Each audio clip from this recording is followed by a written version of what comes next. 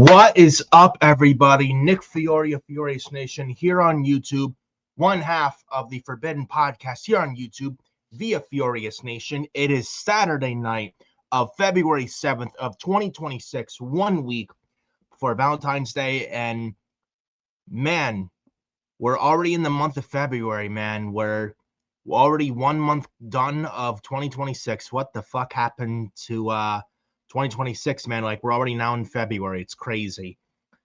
It's crazy. It'll be spring before you know it, and sadly still cold weather out. It was chilly today, so I look forward for the return of the warmer weather this spring and the summertime. But anyways, hope you all are doing okay here on this fine Saturday night, about almost 8:50. A little late going a little live for Forbidden Podcast episode 11, but hey, I guess better late than never. But anyways, how you guys doing, man?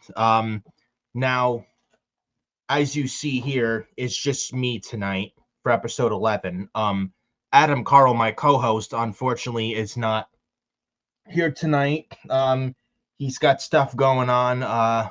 Unfortunately won't make tonight, so tonight you just get me. He'll be back next week. And speaking of Forbidden Podcast, conversating with Adam Carl before I went live here, actually, for starting next week. So tonight, episode 11 Forbidden Podcast, tonight's episode is starting around 8:30, almost like 8:45. But Adam Carl and I were talking before I went live, starting next Saturday, to, instead of go live every Saturday, 8:30, 8:45 p.m., instead, thinking about starting next Saturday, go live on every Saturday morning for Forbidden Podcast here on YouTube, 8 a.m. every Saturday starting next week. So next week we'll start 8 a.m. The 8 a.m. time slot begins next week. If anything like WrestleMania, big like WrestleMania weekend comes up, we could move Forbidden Podcast for that WrestleMania week to like Thursday or something like that. We'll talk about that once we get closer to that. Or if like a wrestling show in my area is coming that I'm going to, we'll work around not to Forbidden Podcast that Saturday. If I go to a wrestling show a Saturday night, maybe move it to 2 days before. On Thursday would be Thursday during the day, though, most likely than not. But stuff like that. But Saturday next, so Forbidden Podcast. So brief announcement, new time slot. It's still Forbidden Podcast on Saturdays, but instead of Saturday night, it'll be Saturday morning, 8 a.m. Go no more than like 3 hours, but it'll be a different time slot on Saturday. So don't worry, it's not moving away from Saturdays. It'll still be on Saturdays, but it'll be 8 a.m. It'll start for next week with episode 12. So episode 12 next week will be 8 a.m. So make sure you mark your calendars on that as well. Also talking to Pyro earlier for the intro. Still working good on the intro. So got a few more songs up in mind, up his sleeve, what he's about to cook, and I look forward to hearing them from real soon. We conversated. Should be hearing about it real soon, and I look forward to it. So like I said, the plan is still for the intro for Forbidden Podcast to be released somewhere around April, if not April, May at the latest. So that is still in the cards. So look out for that. And I'm very much looking forward to having the intro for Forbidden Podcast for here on YouTube with FioriousNation. So now that is briefly out of the way, and yes, we'll be live here Saturday morning next week for Valentine's Day, but it's a week from today. Hope that you guys are planning something nice for your Valentine's, and hope we got something good for your Valentine's next week and stuff like that. I know it's been chilly, so hope you're nice and warm. Super Bowl is tomorrow, as I will be watching the Super Bowl tomorrow with the Seattle Seahawks and New England Patriots tomorrow for the 2026 Super Bowl. So watching that tomorrow, stuff like that. And also if like a wedding or something's taking place on a Saturday for like Forbidden Podcast for will not be on a Saturday on the week of a wedding at all. It'll be most likely 2 days before on a Thursday. Work something out with that. And like I said, if I go to a wrestling show Saturday night, which will be ACW, and shout out to ACW and Hale Collins, by the way. They got ACW Aftershock in Poughkeepsie, New York, Saturday night, March 14th at the Civic Center, Poughkeepsie, New York, which I will definitely be there. So for that Week Forbidden podcast will not be on that Saturday. It'll be 2 days before that on March the 12th. And I've been thinking actually to this tonight before I went live as well, considering having probably an add-on guest on the Forbidden Podcast episode the week of Thursday, March 12th. So look out for that. That is a possibility with that right there. But enough of me rambling on. Just wanted to get those brief announcements. I had to get it off my chest and say it here, and had to get that out of the way. Had to address it right there.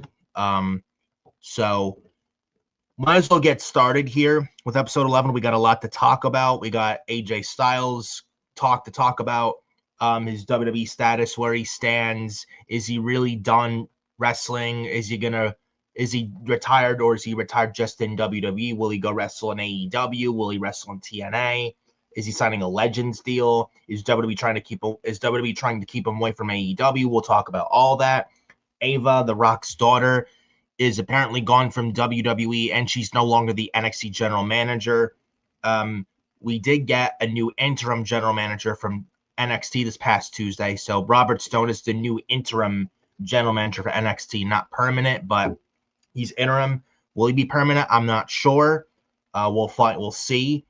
But Ava is no longer in the WWE. She is gone.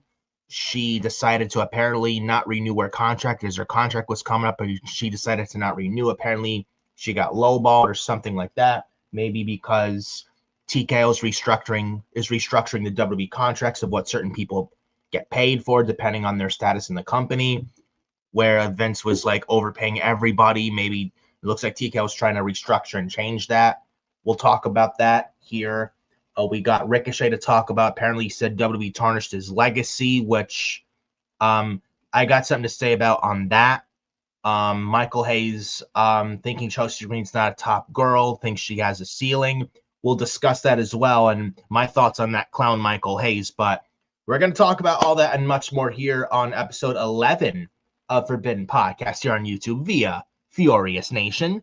Tonight you got one half, Nick Fiore of FioriousNation here tonight. Adam Carl, like I said, not here tonight. He's got stuff going on, but he'll be here next Saturday morning for episode 12 next week at 8 a.m. So before we begin discussion wrestling talk for episode 11, I would love for you to hit that like for this video and subscribe to FioriousNation, especially if you're new watching FioriousNation. So it would greatly help the channel. It would help a lot in the YouTube algorithm. So make sure you subscribe to FiorioStation. It would be greatly appreciated. And when you subscribe to FiorioStation, make sure you hit that bell for all notifications whenever this guy and Adam Carl go live every Saturday. So hit the bell for all notifications once you do subscribe to FiorioStation, and make sure you hit that like on the video. It helps out a lot, and it'll be greatly appreciated with all you guys. And also social media. Follow me on X, FioreNick579 over on X. Go follow me on X. Instagram at Nicholas Fiore 2014 over on Instagram. TikTok at FioriousNation. I don't use TikTok. I have a TikTok account. I don't use TikTok, but maybe one of these days. But I'm not active on TikTok much. I have an account. I don't use it at this time, but who knows? Maybe I'll upload stuff on the channel. I'm not sure yet at this time. Maybe sometime down the road, but I do have TikTok. I do have a TikTok at FioriousNation, and Facebook, Nicholas Fiore 31 over on Facebook. You can add me as a friend you can add me as a friend on Facebook if you like. But all that good stuff with social media, and definitely I'm definitely mostly on X. So follow me on X as well, like I said, at FioreNick579. at FiorioNick579 over on X, aka Twitter. So go follow me on X at FiorioNick579. So we got a lot to discuss about. We're 1 week after the Royal Rumble. We're officially now on the road to WrestleMania 42 in Las Vegas.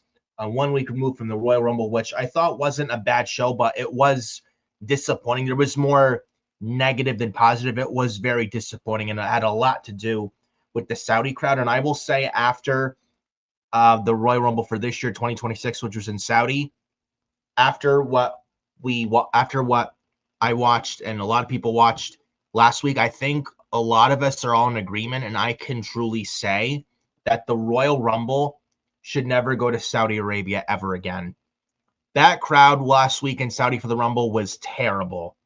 It was not good. It was awful. A lot of these people at the show last week got no reaction when they should be. And Saudi cheers who they want, and it was just lifeless, and it just wasn't really a good look at all. And I hope they never go back to Saudi ever again. The Rumble should never be in Saudi ever again. And WrestleMania, I would say after WrestleMania and for Saudi for WrestleMania 43 next year, after that, the Rumble and Mania should never be in Saudi ever again. And as far as I'm concerned, they don't deserve a WrestleMania because that crowd just fucking blows. It's always so lifeless with these Saudi shows, and they don't mean a damn thing regardless. So after Mania next year, I'm hoping and praying WWE never goes to Saudi Arabia for the Royal Rumble or WrestleMania ever again. Maybe Crown Jewel, but fine. But for the Rumble, Mania, SummerSlam, Survivor Series, they should never be in Saudi Arabia for those shows, or even Money in the Bank. The big PLE, like the big five every year for WWE, for as far as PLEs are concerned, never ever go to Saudi Arabia ever again. And that I will say right there. You can clip it right here. Saudi Arabia doesn't deserve a Royal Rumble, especially, and they don't deserve a Royal Rumble, the Saudi, and Saudi doesn't deserve WrestleMania, especially WrestleMania. And I'm not even happy about Mania being in Saudi next year. I'm not happy about that at all. And I expect that Mania next year to be not good. So hopefully after Mania next year, they never go to Saudi for the big PLEs. Like never, after Mania and Saudi next year for WrestleMania 43 in 2027, never, ever, ever again go to Saudi for Royal Rumble and WrestleMania, especially WrestleMania. And speaking of the Royal Rumble, apparently next year's Royal Rumble in January 2027 apparently is returning back to the United States soil. So the Rumble next year is going to be in the U.S. Thank fucking God for that. Thank God for that. That Rumble crowd in Saudi for this year's Rumble was so fucking lifeless and just terrible. Like, just absolutely god-awful. Just nothing positive about it. They cheer who they cheer, and it felt like it felt like you were in a fucking church. No one made a fucking peep. It was like silence for almost everybody there, and it just really drags the show down. There's that Saudi crowd is just, it's just so lifeless usually every time they go there. And these Saudi shows don't mean a fucking thing there most times than not anyways. And even a good friend of mine who got back into watching the product a couple years ago around 2023, a good friend of mine who I've been friends with since grade school, he even said that the Rumble should never be in Saudi ever again. It was just so bad. Like he literally says that American fans have been so loyal for so long and they pay so much for tickets. And he even says he hates having major events in Saudi. And I mean, he's not wrong at all. I mean, tell him when he's telling lies. It's a very good friend of mine since grade school, and we've been friends for several years. So, I mean, tell him when he's telling lies. Very good friend of mine by the name of Lucas Smith, a very good friend of mine. And I know, not sure if he's ever watched my show, but shout out to him, by the way. He even said, and he stopped watching, and he used to watch WWE and wrestling years ago, then he stopped watching, then he got back in the product 3 years ago, around 2023-ish, and stuff like that. And he even hates these WWE Saudi shows, and I can't blame, and I don't sit there and blame him at all. And he's not wrong in feeling that way. I feel the same exact way, and so do a lot of other people. So the fact that the Rumble is going to be back in the States next January, thank Christ for that. If the Rumble was in the States this year, I guarantee I'm pretty sure that crowd would have been a lot better. That crowd, like if the Royal Rumble this year was anywhere in the U.S., like if it was in New York or Massachusetts or Chicago, California, Texas, Florida, what have you, anywhere in the United States, if the Rumble this year was anywhere in the States this year for this year's Rumble, I'm telling you that crowd would have been much, much better than that crowd in Saudi. 100 times better. No doubt about it. And thank goodness they're going back to the States for the Rumble next year. So I'm hoping I'm hoping Saudi never gets the Rumble ever again, because this year's Rumble in Saudi was not that good. It wasn't a bad show, but it was just disappointing. And that crowd really didn't help at all either. So thank goodness the Rumbles are turning to the United States on U.S. soil in January of 2027 next year. Thank fucking God for that. Other news, also want to talk about other quick news about like shows coming up in certain locations. I'm not going to waste too much time on that. Apparently, NXT Roadblock, they're going to be at the theater in Madison Square Garden on Tuesday, March 31st of 2026. That was recently announced, and tickets are on sale now for that. They'll be at the theater in Madison Square Garden for NXT Roadblock. That'll be one day after now Raw on March 30th of 2026. That Monday Night Raw episode is going to be in Madison Square Garden. That Monday Night Raw episode on March 30th of this year, 2026. And the next night is NXT Roadblock in the theater in MSG. That's one night after the Raw in MSG this year, March 30th. So apparently tickets for NXT Roadblock in the theater in MSG, March 31st, 2026. Those tickets for that show are on sale now. I might actually go to that show. I was at NXT Gold Rush at the theater in MSG last November, about a month before John Cena retired late last year.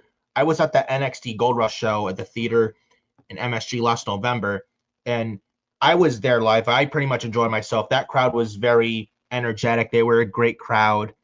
I expect the same for this March, and I may actually go to that show, actually. And I enjoyed myself with NXT in the theater in MSG last November.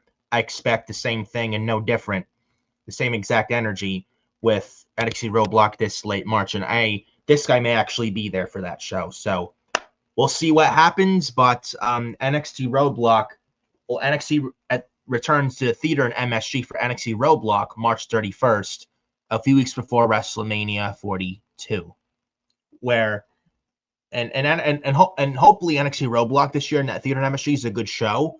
It was a great show with NXT Roadblock in the theater in MSG in mid-March of 2025 last year. You had the Hardys versus Fraxium for the TNA Tag Team titles. That was I think it was for the TNA Tag titles, or was it for the NXT Tag titles? It was one of them, but that was a very good match. You had Oba Femi, I think, wrestle on the show. You had Ethan Page, Javon Evans, I believe. You had Jordan Grace, Roxanne Perez. It was a very good show, that NXT Roadblock in mid-March of 2025. Very good show. And I was not even there for that show for NXT Roadblock 2025. And I honestly wish I was, because that show was very, very good. I was at the Raw before, where CM Punk, Seth Rollins fought Nick Steel Cage, and Roman Reigns came out during Punk's and Rollins cage match on that Raw and MSG. I was there live for that Raw. But the next night, where you had NXT Roadblock 2025 at the theater in MSG, that show I was not there. And watching it live on the CW, I honestly wish it was. I honestly wish I was there for that show last year. So looks like this guy will be at NXT Roadblock this late March at the theater at MSG. So we'll see what happens with that. Other news here, we got Backlash 2026. Actually, we'll stick with the NXT show venue arena announcement stuff. Apparently, NXT Vengeance Day 2026 will be, I think it's like March, not March 7th, but it'll be somewhere in like early March. I think like March 9th or something. I'm pretty sure. NXT Vengeance Day 2026 at the WWE Performance Center, apparently. If I can find it, here we go. So This is according to bodyslam.net. Internal discussions apparently point to March 7th, 2026 as the playing date for NXT Vengeance Day 2026. So that would be on a Saturday. It might be on Peacock. I know WWE's deal with Peacock expires in March of this year. We don't know where NXT PLEs are going to end up, if they're going to end up on ESPN Unlimited or whatnot. We don't know about that at this time, but maybe they'll be on Peacock March 7th. So that's a Saturday for NXT Vengeance Day 2026. Looks like we'll do a Forbidden podcast early at day 8 a.m. Maybe do like NXT Vengeance Day preview predictions. We'll figure that out play by year when we get closer to that date. But NXT Vengeance Day 2026 looks like the date for that NXT PLE looks like it'll be live on Peacock. They're shooting for March 7th, Saturday, 2026. So it'll be in Orlando, Florida at the WWE Performance Center is the likely location according to bodyslam.net. Now I'm a little disappointed this is at the Performance Center, but I mean, I guess it is what it is. I mean, I would have had it outside the Performance Center. If you wanted Vengeance Day, I maybe have it at the Spectrum Center. I think they had NXT Vengeance Day 2023 at the Spectrum Center in Charlotte, North Carolina. That was actually very good show. This was Vengeance Day 2023. That was actually not a bad show at all, and I watched that live. That was a good show. I think you had like Wes Lee and Dijakovic for the North American title. You had Braun Breaker and Grayson Waller in a steel cage match for the NXT title. It was not a bad show. It was not a bad show. But unfortunately, they'll be at the Performance Center, which is not that good of a crowd. And I miss NXT at Full Sail so much. But this show will be at the PC, but I don't know. Not a fan of it, but it is what it is. Hopefully, it's a good show. Especially with the recent call-ups from NXT to the main roster, with them losing Oba Femi, Javon Evans, and Trick Williams, and Jordan Grace to the main roster, Raw and SmackDown. But they have just had Joe Hendry win the NXT title in a 7-man ladder match this past Tuesday on NXT. Very happy for Joe Hendry, by the way. Beat 6 other guys, including Ricky Saints. So Joe Hendry's the NXT champion. I expect him to defend his title at Vengeance Day. Joe Hendry, the brand new NXT champion. Maybe we get Joe Hendry and Ricky Saints on Vengeance Day. Maybe that's what they're building towards, or if we get that at NXT Roadblock, I don't know what they do, but hopefully it looks like a decent show. And I don't know if it's going to be their last, and who knows if it's going to be the NXT's last PLE on Peacock. So that's so as far as the Peacock thing is concerned, we'll see what happens with that. I don't know what happens with them. The WWE main roster PLEs are on ESPN Unlimited. NXT PLEs and Saturday's main event are on Peacock for now through at least March of 2026, as their 5-year deal with Peacock is coming up next month. So hopefully they either extend the Peacock deal or they land on something reasonable. And I don't really want them on ESPN Unlimited. I would rather something maybe like, I don't know, Hulu or something cheap like Peacock. I don't know if I'd really want NXT PLEs and Saturday's main event on ESPN Unlimited, to be honest, especially when they had a lot of the ads and commercials, which I'm not really a big fan of. But we'll see what happens as far as NXT PLEs are concerned with Peacock as well. Saturday's main event on Peacock as well, and coming up with NXT Vengeance Day 2026. Other news about wrestling shows at venues as well. We also have Backlash, Triple H, before the day of the 2026 Royal Rumble in Saudi Arabia, the day of it, before the show, Triple H did announce that Backlash 2026 is going to be in Tampa, Florida.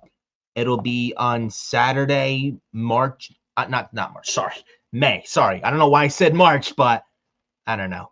One of those days, but Saturday, May 9th of 2026. It will be Backlash 2026 in Tampa, Florida, Tampa Bay, Florida. Saturday, I said March. I don't know why. Think on me. Anyways, Saturday, May 9th of this year is Backlash in Tampa. That's the day before Mother's Day. Um, Backlash will be in Tampa. There were rumors of Backlash maybe going to Puerto Rico again this year, but unfortunately, that's not the case for Backlash this year. They'll be in Tampa. I was hoping they'd be in Puerto Rico, but they get Tampa. Tampa's not bad either. I've been to Tampa for shows. That's not bad at all by any means. Hopefully Tampa shows up, and they're usually a decent crowd. Usually Florida State for wrestling shows in general, usually a good crowd, especially Orlando. So, and Triple H says it's going to be epic, and Triple H's favorite word, epic. He loves his word epic. Oh, the new era this, new era that. I mean, just please give us a good show, Triple H. Just stop playing it safe and give us a good show. And this is coming from a big Triple H guy dating all the way back to NXT Black and Gold. Just like, instead of more talking the talk, just more walk the walk. Just give us a good show and stuff. And it just stop playing it safe and stop listening to Bruce Pritchard and Michael Hayes, Road Dogg, Koski, those 4 fucking clowns, and just ignore them and just get rid of them and have some decent writers like Stephanie McMahon on your team who will know how to get things done. So that's my take on that. It should be a decent crowd though in Tampa. So, and Backlash last year was actually good. I think they were in Kansas City. I think I don't want to be lying to myself. So let me actually look this up. Backlash 2025. They were in, let me see here, St. Louis, Missouri. St. Louis, Missouri was Backlash last year in 2025. So not Kansas City, it was St. Louis. So St. Louis, Missouri for Backlash 2025 last year. This year they'll be in Tampa. Now, Backlash last year was actually a very good show. It was a very good show with Backlash last year. Hopefully it's the same case this May for this year's Backlash. I do expect I would predict with Roman Reigns and CM Punk at WrestleMania 42, which I think will main event night 2, and it's for the World Heavyweight Championship. I think that'll main event. There's just WrestleMania for night 2. I would hope that Punk retains, and at Backlash we get CM Punk versus Seth Rollins for the world title, the title that Seth never lost. And there's a story there where Seth can challenge Punk for the world title he never lost at Backlash this year in Tampa, and Seth can win it back. And or maybe we add Braun Breaker there and make it a triple threat, Seth, Braun, and Punk for the world title in a triple threat this year at Backlash in Tampa. And maybe Braun Breaker wins a title there. Who the hell knows? But I do expect at least, hopefully, Punk and Seth for the world title in some capacity, hopefully, for this year's Backlash in Tampa, Florida. And there's a story there where Seth never lost a title. And Seth Rollins never lost the world title. He had to give up the title due to an injury. He had to give up his championship due to an injury that he injured his shoulder with at Crown Jewel in Perth last October. And now CM Punk's the champion. And the only reason Punk is champion is because Seth got hurt. So there's a story there where Seth can reclaim the title he never, ever lost. So I'm hoping that's the direction they do, but we'll see. As I think that would be a very good story coming out of WrestleMania and going into Backlash this May in Tampa, Florida. But Backlash 2026 is announced for Tampa, Florida. And I think for Backlash this May in Tampa, they'll be at the Benchmark International Arena in Tampa, Florida. I don't know if it's the same arena as Amalie Arena. I think. Yeah, it's the former Amalie Arena. Yes. Just looking up the arena for Tampa for this year's Backlash this May 9th. It is the former Amalie Arena. I was actually, fun little fact, there was a Monday Night Raw in July of 2022 at the Amalie Arena in Tampa Bay, Florida. That was for a live Monday Night Raw. And I was actually there. I think that was the last live. Now, I think that was the last Vince Raw before Vince originally retired in July of 2022. But I was at that Raw in Amalie Arena with a couple of good friends of mine. Still very much friends with them to this day. We all went to that Raw in Tampa, Florida, former Amalie Arena. And, I mean, wasn't that good of a Raw, but crowd-wise, I did enjoy myself, though. But I remember being at that Raw. I think those were Titus O'Neil did a Raw speech for Vince, but then days later, that same week, Vince McMahon retired. That was his original retirement.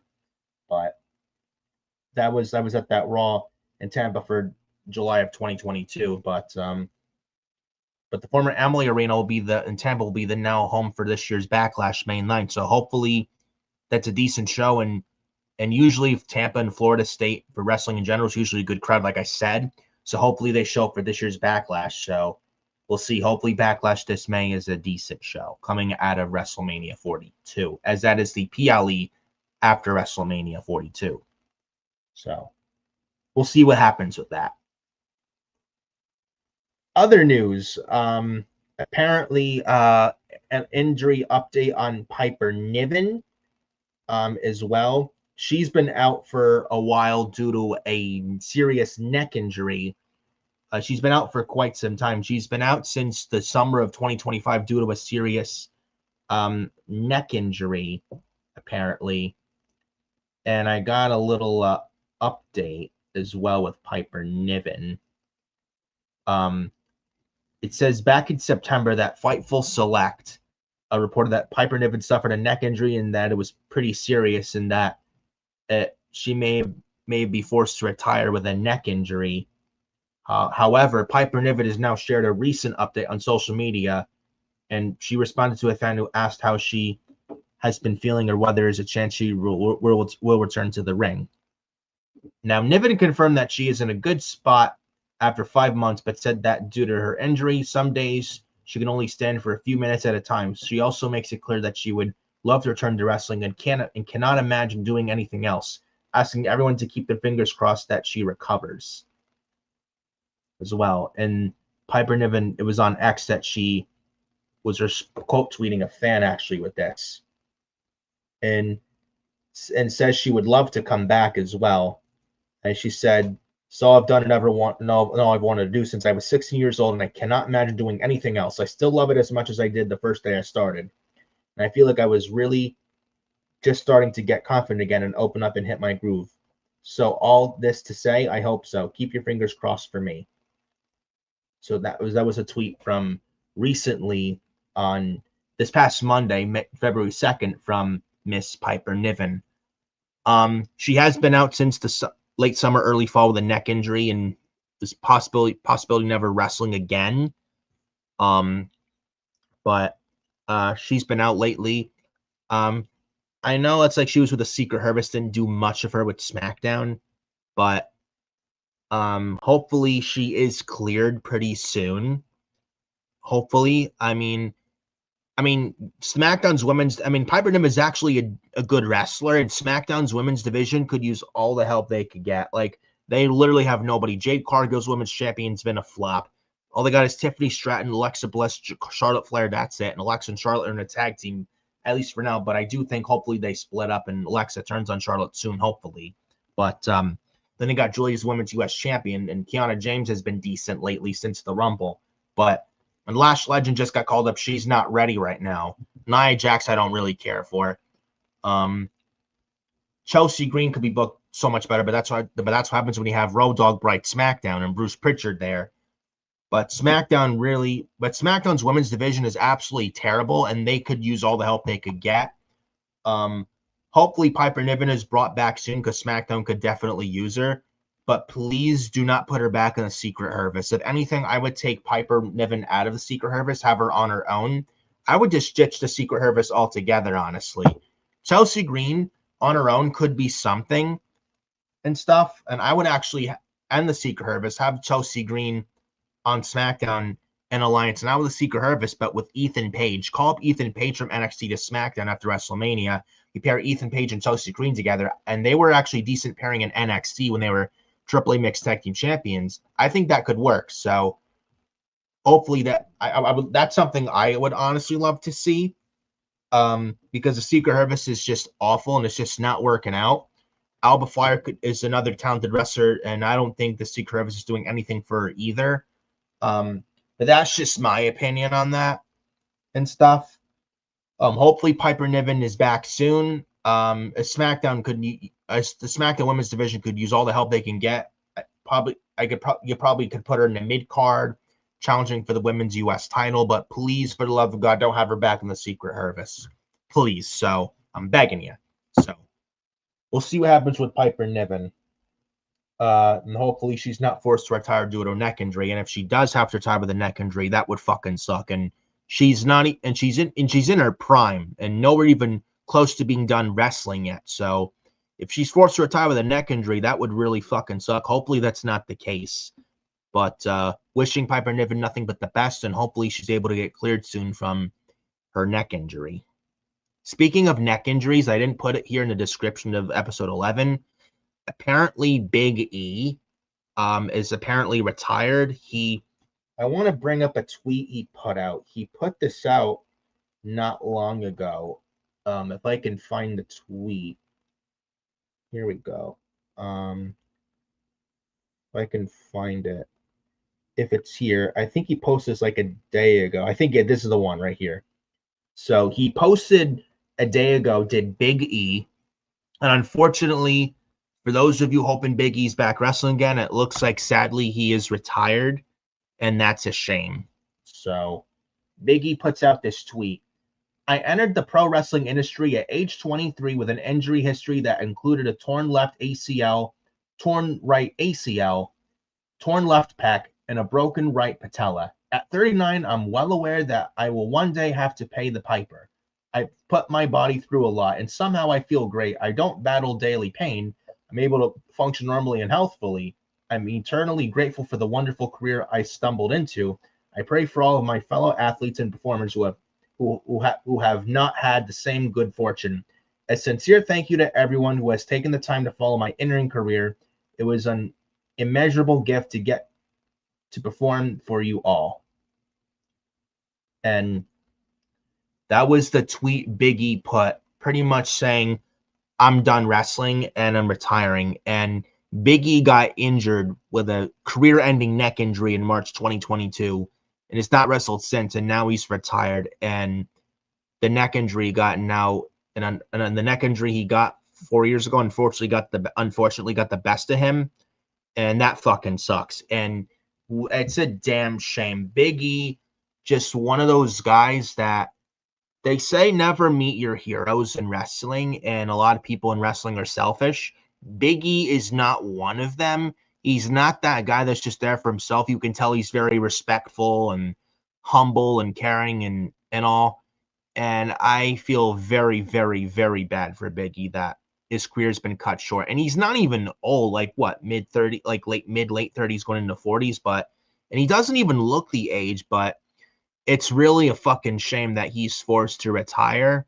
And this guy was the WWE champion. He was Mr. Money in the Bank, two-time Intercontinental champion. He was a multi-time tag team champion in the New Day with Kofi Kingston and Xavier Woods. He has had a decorated career. I just wish me selfishly, I would love to see him wrestle again, but unfortunately with the neck injury, it looks like that is preventing him from wrestling. And I'm very heartbroken for Big E and can only imagine what he's going through. But thank you to Big E. He had a heck of a run. I mean, could have been better, yes, but I just hope that man is healthy and happy. But I mean, I'd be lying to you if I told you I'm not gonna miss him wrestling. And it's a damn shame that his career got cut so short due to an injury. And it was nobody's fault. I remember that SmackDown, he got that neck injury, was Ridge Holland giving him an overhead belly to belly, and Big E landed like this on his neck. It looked really bad. And it wasn't even Ridge Holland's fault. I saw a lot of people giving Ridge Holland shit. Oh, fuck you, deserve to be fired, and sending death threats to Ridge Holland. And that was disgusting. It was not even Ridge Holland's fault. And when Big E, the day after Big E's neck injury, went to immediate neck surgery in the hospital, who was the first one to see Big E in the hospital apologize to him? Ridge Holland. Ridge Holland was that guy, former WWE wrestler, by the way. Ridge Holland went to Big E and apologized, and he felt so horrible what he did to Big E, and he was really apologetic. And Big E said, I'm not mad. It's okay. It happens. And there were no grudges whatsoever, and Big E and Ridge Holland are cool. So it was not even Ridge Holland's fault. It was not Ridge Holland's fault at all, and it wasn't even Big E's fault. Nobody was at fault here. Injuries happen anytime, and it sucks that Big E now can't wrestle anymore. And I feel he had so much more left to give, and it's a damn shame that now he can no longer get in the ring and do what he loves most, and that's wrestle. Now Edge, his career was cut short with a neck injury he got in 2011 that forced him to retire for 9 years until the 2020 Men's Royal Rumble when he finally wrestled again. I don't know if Big E wants to do that or if he just wants to retire for now, maybe wants to wrestle again later on down the road. I don't know what that man wants to do. I just hope nothing but the best for him. Maybe Big E is retired now, maybe years later wrestles again. Who knows? But I don't know what that man deep down inside, I don't know what Big E wants to do, but I do miss him wrestling. I mean, if he wants to wrestle, maybe retire for a while for several years, maybe get back into bumping and wrestling again. I don't know. Again, it's not my choice at whatever Big E wants to do. I just hope the man's okay and happy and healthy and stuff. And most of all, just hoping he's healthy. But he did have quite the run in WWE. It could have been better, but he was a Triple Crown champion and he was Mr. Money in the Bank, multi-time IC champion. He was also a former NXT champion, the second NXT champion, beating Seth Rollins, who was the first ever NXT champion. He's had run-ins and battles with John Cena, Dolph Ziggler, Mark Henry as well, Wade Barrett or Bad News Barrett. He's had battles with the Usos, the New Day and Usos battle and on SmackDown in 2017 over the SmackDown tag team titles. Big E in his battles with Luke Harper, God rest his soul, and Eric Rowan when they were the Bludgeon Brothers and also the Wyatt family. Big E's battles with Bray Wyatt and Apollo Crews and Sami Zayn, Seth Rollins, Kevin Owens, Shinsuke Nakamura, Bobby Lashley. The list goes on and on. Big E and Matt in battles with CM Punk as well. Big E's done quite a lot in his run in WWE, and it's sad that his career got cut so short. I just wish the man nothing but the best. Maybe wrestles again years later like Edge did. I don't know.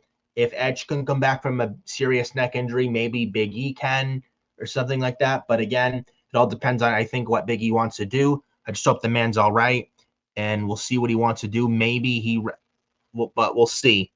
Again, it's just the selfish me would love to see Big E wrestle again, but I know his health comes first and stuff. But we'll see. And I also remember in matches he used to do that spear through the middle ropes, and that looked scary every time he did it. It was like that's a bad way to seriously injure a neck. But again, injuries happen anytime in wrestling. Not slandering Big E at all, but I mean, injuries happen in wrestling. It's a shame. It really is a damn shame what happened to Big E with his career. So, and stuff like that. And then he had the New Day turn on Big E at the end of 2024, and that went nowhere either. And now that Big E sadly retired, what you do with Kofi and Woods? You know what I would do? Kill the heel Woods and heel Kofi and get them and this Grayson Waller, Kofi and Woods alliance. It's going fucking nowhere. I'd end that shit, bro. Turn Kofi and Woods face again and just have them back in the tag division as baby faces with the New Day power positivity gimmick that they had before they went heel, honestly. Especially with Big E retired, I think it's only right that you do that with Kofi and Woods, because look at what they're doing now. They're going fucking nowhere. They're directionless as fuck, and they're actually a valuable tag team, but they have no direction right now. You want to change that? This is what you do. If I was on the creative team, this is what I'm doing. Kofi Kingston and Xavier Woods, turn them both babyface again. The heel Woods and Kofi experiment has failed. Turn them back face and put them in the tag team division on Monday Night Raw as faces. Or if they have a draft after Mania this year, move them to SmackDown, as they could use a change of scenery and move them to SmackDown. And I would have them on a tag team babyface run and pay tribute to Big E. Maybe give him one more tag team title run. Who knows? But that's what I would do with Kofi Kingston and Xavier Woods going forward. Enough of this heel Woods and heel Kofi bullshit. And it's going fucking nowhere, and it sucked, and it's a shame because Kofi and Woods are actually a very, very talented team, and they're not doing anything with them, and it feels like they're just wasting away. They're not doing jack shit with them. Just turn them face again in honor and to pay tribute to Big E, and the heel Kofi and heel Woods is going nowhere, and it's not working out. And I would just turn them face again and and Raw and God knows Raw's tag division needs all the help they can get. Just same thing with SmackDown's too. SmackDown's tag division needs all the help they can get too. So if I was on the WWE creative team, that's what I'm doing. Turn Kofi Kingston face again and turn Xavier Woods face again. I think that's the best thing for WWE, the tag team division. And I think it's also the best thing for Kofi Kingston and Xavier Woods as well. And it's only right. And now that Big E sadly retired, there's no reason to have Kofi and Woods as heels still now. Just turn them face again is what I would do. Just simply turn Kofi and Woods face again. That is what I would do. So with Big E sadly retired, it sucks. I'm very sad about it. Hope the man is happy. Maybe he wrestles again years later, like Edge didn't came out of retirement and wrestled again like he still is now. But we'll see what happens as far as Big E is concerned. Other news, apparently, they also announced the location for the SmackDown Before Mania and the Raw After Mania this year. The SmackDown before WrestleMania 42 will be at the T-Mobile Center Arena in Las Vegas. Same thing with the Raw After Mania. They'll be in that same arena, T-Mobile Center Arena in Las Vegas as well for the SmackDown Before Mania and Raw After Mania this year. Not really much in news, as we figured this would be since WrestleMania is in Las Vegas again this year, like last year. So not wasting too much time on that as well.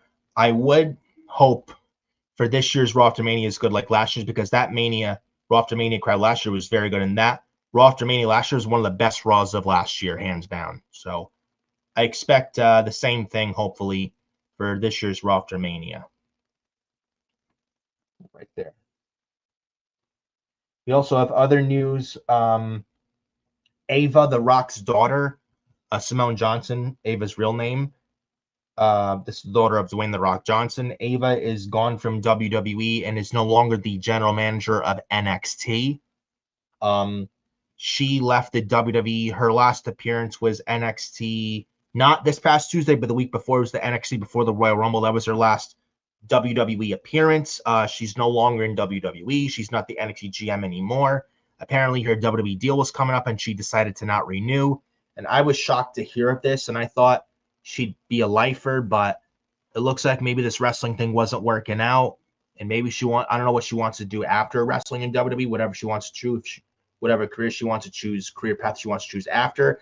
I don't know, but and then apparently I think she was lowballed. I think if TKO's restructuring contracts, because when Vince was in charge before the sale to Endeavor, Vince was overpaying a lot of wrestlers just so they don't go anywhere else. I don't know if it's TKO restructuring that. I don't know.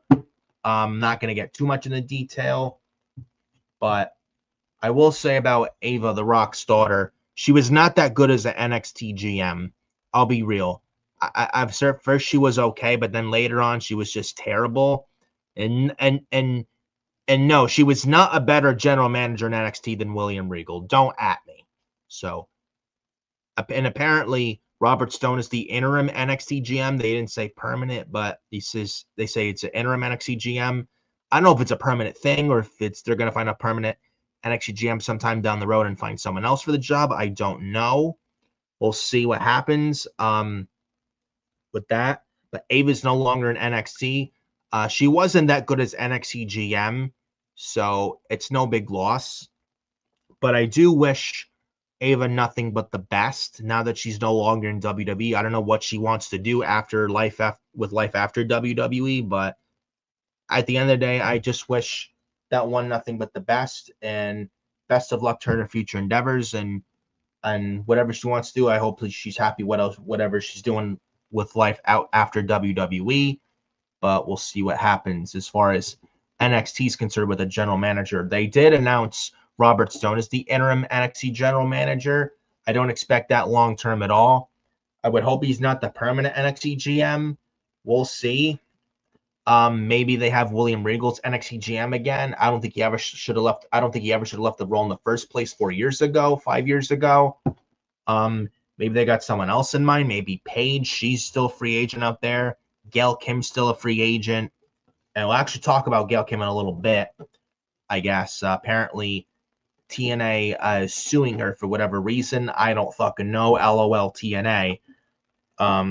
They let her go, and apparently now they're suing her. I don't fucking get it, but I guess I won't waste too much time on the TNA stuff. It's just, yeah, like I mean, who cares? I mean, who cares about TNA, right? But I don't know. Maybe, who knows? Maybe Gail Kim is the new NXT GM sometime. Who the fuck knows? And I actually would not mind that, honestly. She'd probably do a better job. She would definitely do a better job than Ava did, but I don't know what their plans are for the NXT GM. Right now, it's the interim NXT GM, Robert Stone, but I don't know what they do, man, but we'll see. But apparently, Ava is gone from WWE, and she's gone from NXT too, so she's no longer in the company. So, which I was shocked here because she's the Rock's daughter. You'd think she'd be there for life, but I was very surprised to hear the news that Ava was gone from that. I was very surprised to hear the news that Ava is now gone from WWE, and she posted it on her Instagram as well. If I can find Ava's Instagram post, let me see here. If I can find it, if it's right here. Let me just find it. And Ava also deleted her Twitter account as well after apparently she talked about ICE. I'm not going to get into that politics crap. I'm not into that stuff at all. If I can find the Instagram, it's probably not there, but if I can find it. Oh, here we go. So this was Ava's Instagram post recently regarding her leaving WWE. She said, this past Tuesday, and this was before the Royal Rumble this year. She said, this past Tuesday was my last appearance on NXT and subsequently WWE. Thank you to all who have cheered, watched, and supported me through my journey. While my decision to not renew my contract was very difficult, it's also a new turning point in my life. It has been an honor and a privilege to be Ava. And that was Ava's Instagram reel post. It was before this year's Royal Rumble. Again, I wish Ava nothing but the best. Hope whatever she ends up doing. Hopefully she's happy what she does. I don't know if AEW picks her up or whatnot, or TNA. I don't know. I just wish that one nothing but the best, and hopefully she's happy whatever she chooses next in her life with life outside WWE. So wishing Ava nothing but the best. And then I mentioned NXT interim GM Robert Stone, like I said. Other brief news. Kit Wilson. Apparently, Kit Wilson was considered for this year's Men's Royal Rumble in Saudi Arabia. I actually predicted Kit Wilson to be entry 1 or 2 or 3 in this year's Royal Rumble. He was not in this year's Royal Rumble at all. So that was not that. But he was considered to be one of the participants in this year's Men's Royal Rumble, but that was not to be. Probably best he wasn't in the Rumble.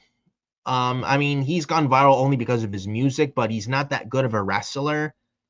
And he may get, and I think one of my other friends on X, I believe he said, I think I read it earlier today, he said he predicts, now I don't call for anyone to lose their job, but I would not be surprised if Kit Wilson's released by the end of the year. But that's not a news or anything, just my prediction. But Kit Wilson is over only because of his music and his catchy music. But as a wrestler, I don't really find him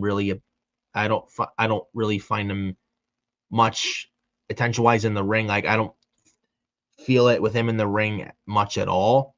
He did get destroyed by Oba Femi last night on SmackDown, which I thought was hilarious and perfectly booked, where Kit Wilson's running his mouth and then he has an open challenge, and Oba Femi just obliterates him, beats him quick amount of fashion, dominates him, hits a fall of grace, 1, 2, 3, stuff like that. But Kit Wilson was going to be in this year's Royal Rumble, but it was not to be.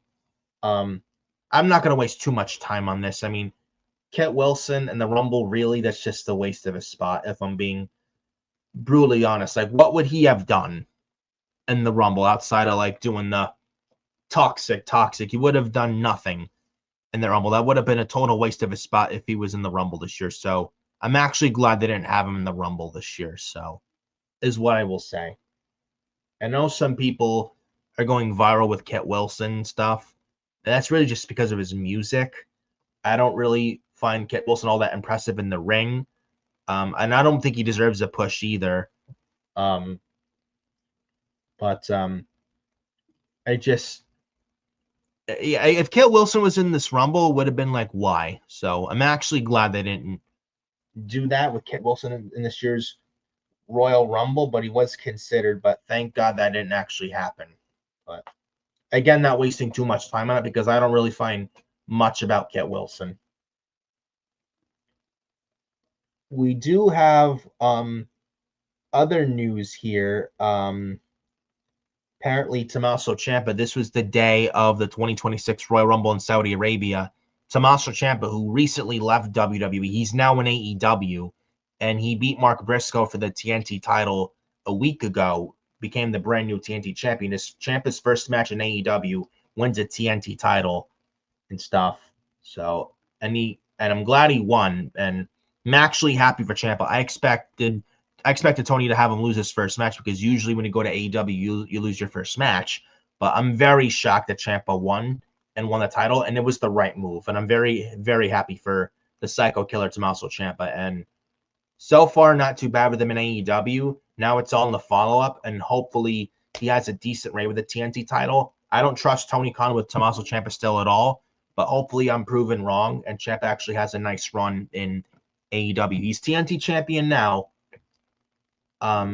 Looks like he's fighting Kyle Fletcher for the TNT title at AEW Grand Slam in Australia, which I believe is in a week from today, a week from tonight, next week, February 14th. I believe that'll be in Australia. Kyle Fletcher and Tommaso Ciampa for the TNT title, looking likely for that show, I would suppose. But again, it's all in the follow-up. Ciampa won the TNT title. That's great, but it's all in the follow-up. Hopefully they got a solid plan for Tommaso Ciampa in AEW as TNT champion. But I don't trust Tony Khan with him. I don't. But we'll see. I do hope I'm proven wrong, though, and Ciampa can better himself, reinvent himself in AEW. But we'll see what happens with the Psycho Killer now that he's all elite and all elite wrestling in AEW. And I don't know if Johnny Gargano follows suit as well. Same thing with Candice LeRae. They're being treated poorly on SmackDown, and you can thank fucking Road Dogg for that shit and Bruce Pritchard. Nothing will change in WWE for the better as long as Bruce Pritchard, Road Dogg, Ed Koskey, and Michael Hayes are still there, because there's still Vince Poisons in that company, and Koskey, Bruce, Dogg, and Koskey, Hayes, Dogg, and Bruce. Just get those four clowns the fuck out.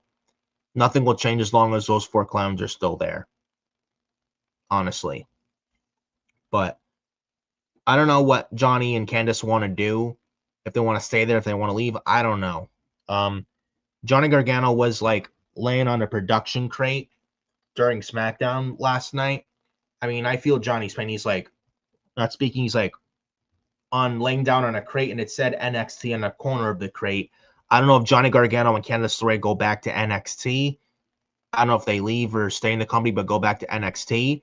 At this point, NXT's men's division could use all the help they can get, and Joe Hendry could use some challengers. I don't know if Johnny Gargano goes back to NXT, reinvents himself with his wife, Candice LeRae. I don't know if they leave.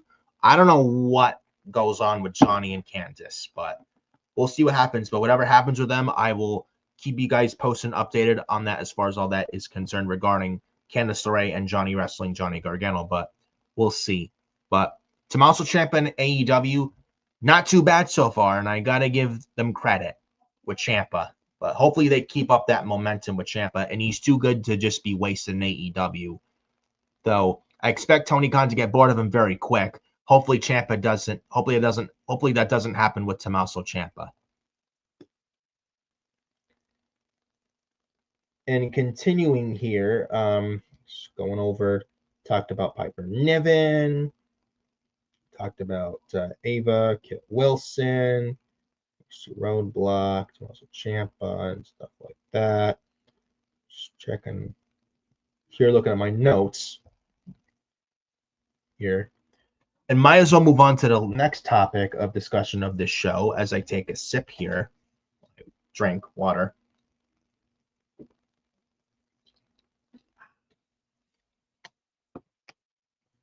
Might as well read some comments in the chat.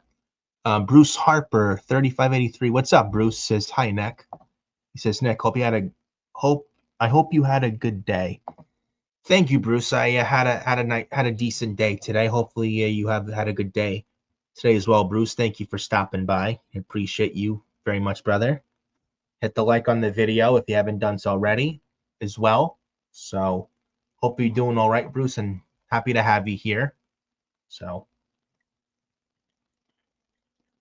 we also, moving on, we also have the WWE reportedly scrapping idea of elaborate LED lighting production for future WWE shows.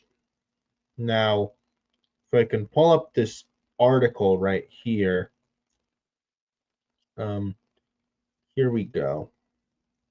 So this was in the news. If I can pull up this article, if my notes want to cooperate tonight. So apparently according to PW Insider, WWE sources claim that the 25,000 tickets removed for the Royal Rumble. One person noted that they did not expect WWE to use LED lighting again. They don't expect WWE to use LED lighting again when they return to Saudi, which apparently is 2 more Saudi shows for this year, which is unfortunate. And then WrestleMania 43 next year will be in Saudi, unfortunately. But apparently WWE is scrapping the idea of the LED lighting production elaborate idea for future WWE shows and even in Saudi Arabia. It said the Royal Rumble received a mixed reaction overall and stuff as well with this LED lighting stuff and all this other stuff and all that. But they had this during the Rumble last week where they had the LED elaborate lighting, and it made some portions of the arena look empty, which didn't look good. It was a bad look. It was not really a good look at all. And it looked terrible overall. It looked bad. I was not a fan of it at all. And I did notice it watching the Rumble last week when they were in Saudi a week ago. And I'll be completely honest with you guys. It looked terrible. It looked absolutely terrible. And apparently WWE is scrapping this idea. I'm actually very happy that they scrapped this idea. It looked fucking awful. And it didn't make the arena look full. And it made certain portions of the arena look empty. And that was not a good look on them at all. So WWE scrapping this idea. Good on them for scrapping this idea because that was fucking awful. Awful. So, so if you're worried about that taking place at future shows, they're going to scrap that, and rightfully so. So thank God they scrapped that production idea because that production did not come off good at all. So thank God WWE is moving away from that production idea because that was just absolutely atrocious, and it made certain spots in the arena look empty as fuck. Even though it may have looked like some seats, some of the seats were filled, it made it look like it was empty, and it was just a terrible presentation look overall for that show last week. It looked fucking god awful. So I'm very happy WWE has not doing that anymore. They're going to move on from that. So thank God with that. And other news here of this episode 11, moving on, Nick Hogan. Now Nick Hogan, for those of you who don't know Nick Hogan is the son of the late great Hulk Hogan, God rest his soul. Hulk Hogan, who sadly passed away in July of 2025 in his early 70s via cardiac arrest in his own home in Tampa, Florida. Fortunately, though, his son Nick Hogan's still alive along with his daughter Brooke Hogan, but Nick Hogan was in front row for SummerSlam when they were in MetLife Stadium for the first ever 2-night SummerSlam. They were in MetLife Stadium in New Jersey early August of last year, and I was there both nights, by the way. I did see during the show that Nick Hogan was in the front row in the crowd near the barricade. He was shown in the front camera, and he got big cheers and stuff. And apparently WWE compensated with Nick Hogan and stuff, and did him very good. And classful act by WWE. Good on WWE with that, with Nick Hogan and stuff as well. But with Nick Hogan news, he was apparently at the WWE Performance Center, located in Orlando, Florida. And some news on Nick Hogan. Now, according to Nick Hogan was spotted at the WWE Performance Center this week. And now this report comes from Mike Johnson at PW Insider, and they stated that there is no word as to why Nick Hogan was there at the WWE Performance Center this week. It says Nick is the son of the late Hulk Hogan, like I just mentioned. It says in November, Nick was seen training with Brian Idol. Nick said at the time about a potential future in wrestling, quote, "You never know, man. It's in the blood. So you never know. I've always loved the business. Being around that environment makes me feel that much closer to my pops." It says Hulk Hogan passed away on July 24th, 2025 at the age of 71. And this was right before his 72nd birthday. And said Hulk Hogan's official cause of death was acute myocardial infarction known as a heart attack. It says Nick has attended multiple WWE events ever since his father passed away. So Nick Hogan looks like he wants to follow in his father's footsteps. I mean, good on him. And I will say this. If Nick Hogan wants to wrestle in honor of his father, go for it. I say good on him. And I would say with Nick Hogan, go for it, man. Make his father proud. And that's in his father and what his father would ever want is for his legacy to be carried. I mean, I was never the biggest Hulk Hogan fan, but facts are facts. Hulk Hogan, no matter what you think of him, I don't care what he thinks politically or what you think. I mean, and I don't care what you think of him like as a person or whatnot or as wrestler. He was not my favorite wrestler. My favorite all-time wrestlers of all time were Stone Cold Steve Austin, The Undertaker, Batista, Jeff Hardy, Daniel Bryan, those guys. Was never the biggest Hogan fan. However, Hulk Hogan, especially in the 1980s, put professional wrestling in the sport and industry, in the business of professional wrestling, on the fucking map in the 80s. Without Hulk Hogan, WWE's not big mainstream like it is today. That's all because of Hogan dating all the way back to the 80s and the creation of WrestleMania, and then Hulk Hogan with his Hulkamania runs wild on you, brother, and repping the shirts and stuff, and the red and yellow and real American music and stuff like what you're going to do, brother. But without Hulk Hogan, there's no WrestleMania. And without Hulk Hogan, WWE is not big in the mainstream like it is today. And he kind of invented the celebrities and wrestling like you see today. And without Hogan, WWE is not big, huge as far as mainstream like it is today. That doesn't happen ever without Hulk Hogan and stuff like that. And now Hulk Hogan's no more. He's unfortunately no longer with us. And Nick Hogan, it looks like he wants to carry on his dad's legacy.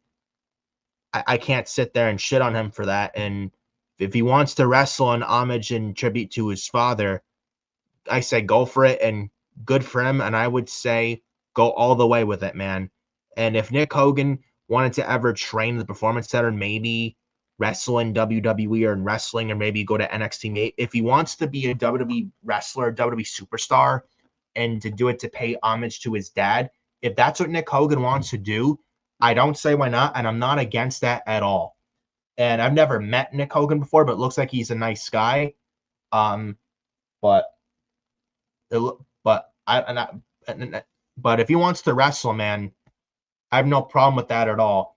and to pay homage and honor and tribute to his dad, to wrestle to do it for his dad, I got to respect that with Nick Hogan, man, for his father. Much respect for Nick Hogan. And Hulk Hogan, no matter what you think of him, as far as pro wrestling and the industry pro wrestling is concerned, I do think Hogan's legacy should be carried on and have it be carried in Nick Hogan's hands. And sorry, let me take a drink. Sorry, I can't talk.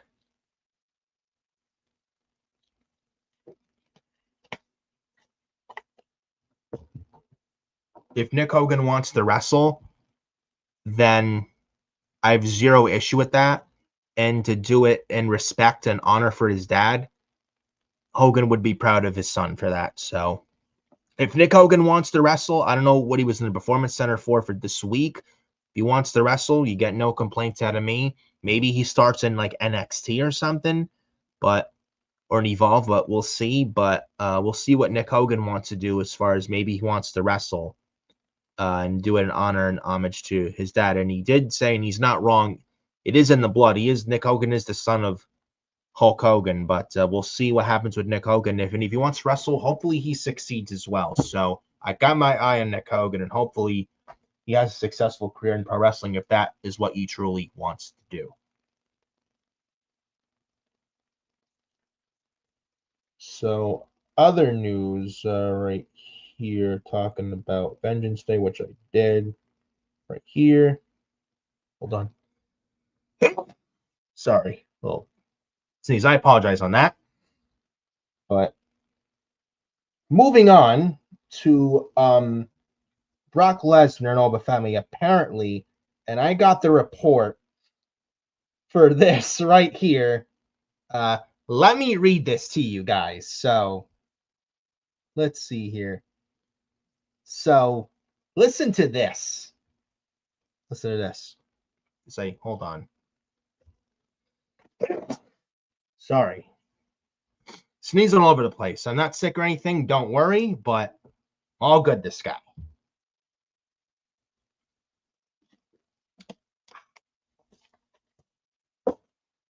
Nice ice cold water, by the way. So apparently, according to Dave Meltzer, now take him with a grain of salt. According to Dave Meltzer in the Wrestling Observer Radio, WOR, Dave Meltzer says the rumored Brock Lesnar vs. Oba Femi match reportedly not 100% for WWE WrestleMania 42. Sure thing, Dave. Sure thing. I don't believe that at all. I don't believe that at all. Why would you, like, Brock Lesnar eliminated Oba Femi in this year's Royal Rumble a week ago. There's no way they don't follow up on that and they don't have that match at this year's WrestleMania. I don't believe this report for a second. For a second. So according to the Observer, he says that the match between Lesnar and Femi isn't 100% confirmed for WrestleMania. He says, quote, "That's not 100%, by the way. It should be. I agree it should be, but it's not. I had asked about a bunch of matches for Mania, and most of them were correct as it turned out, including Reigns and Punk, although that was very clear, obviously. But the one that I was told that's not, I mean, it could happen. I'm not saying it's not happening.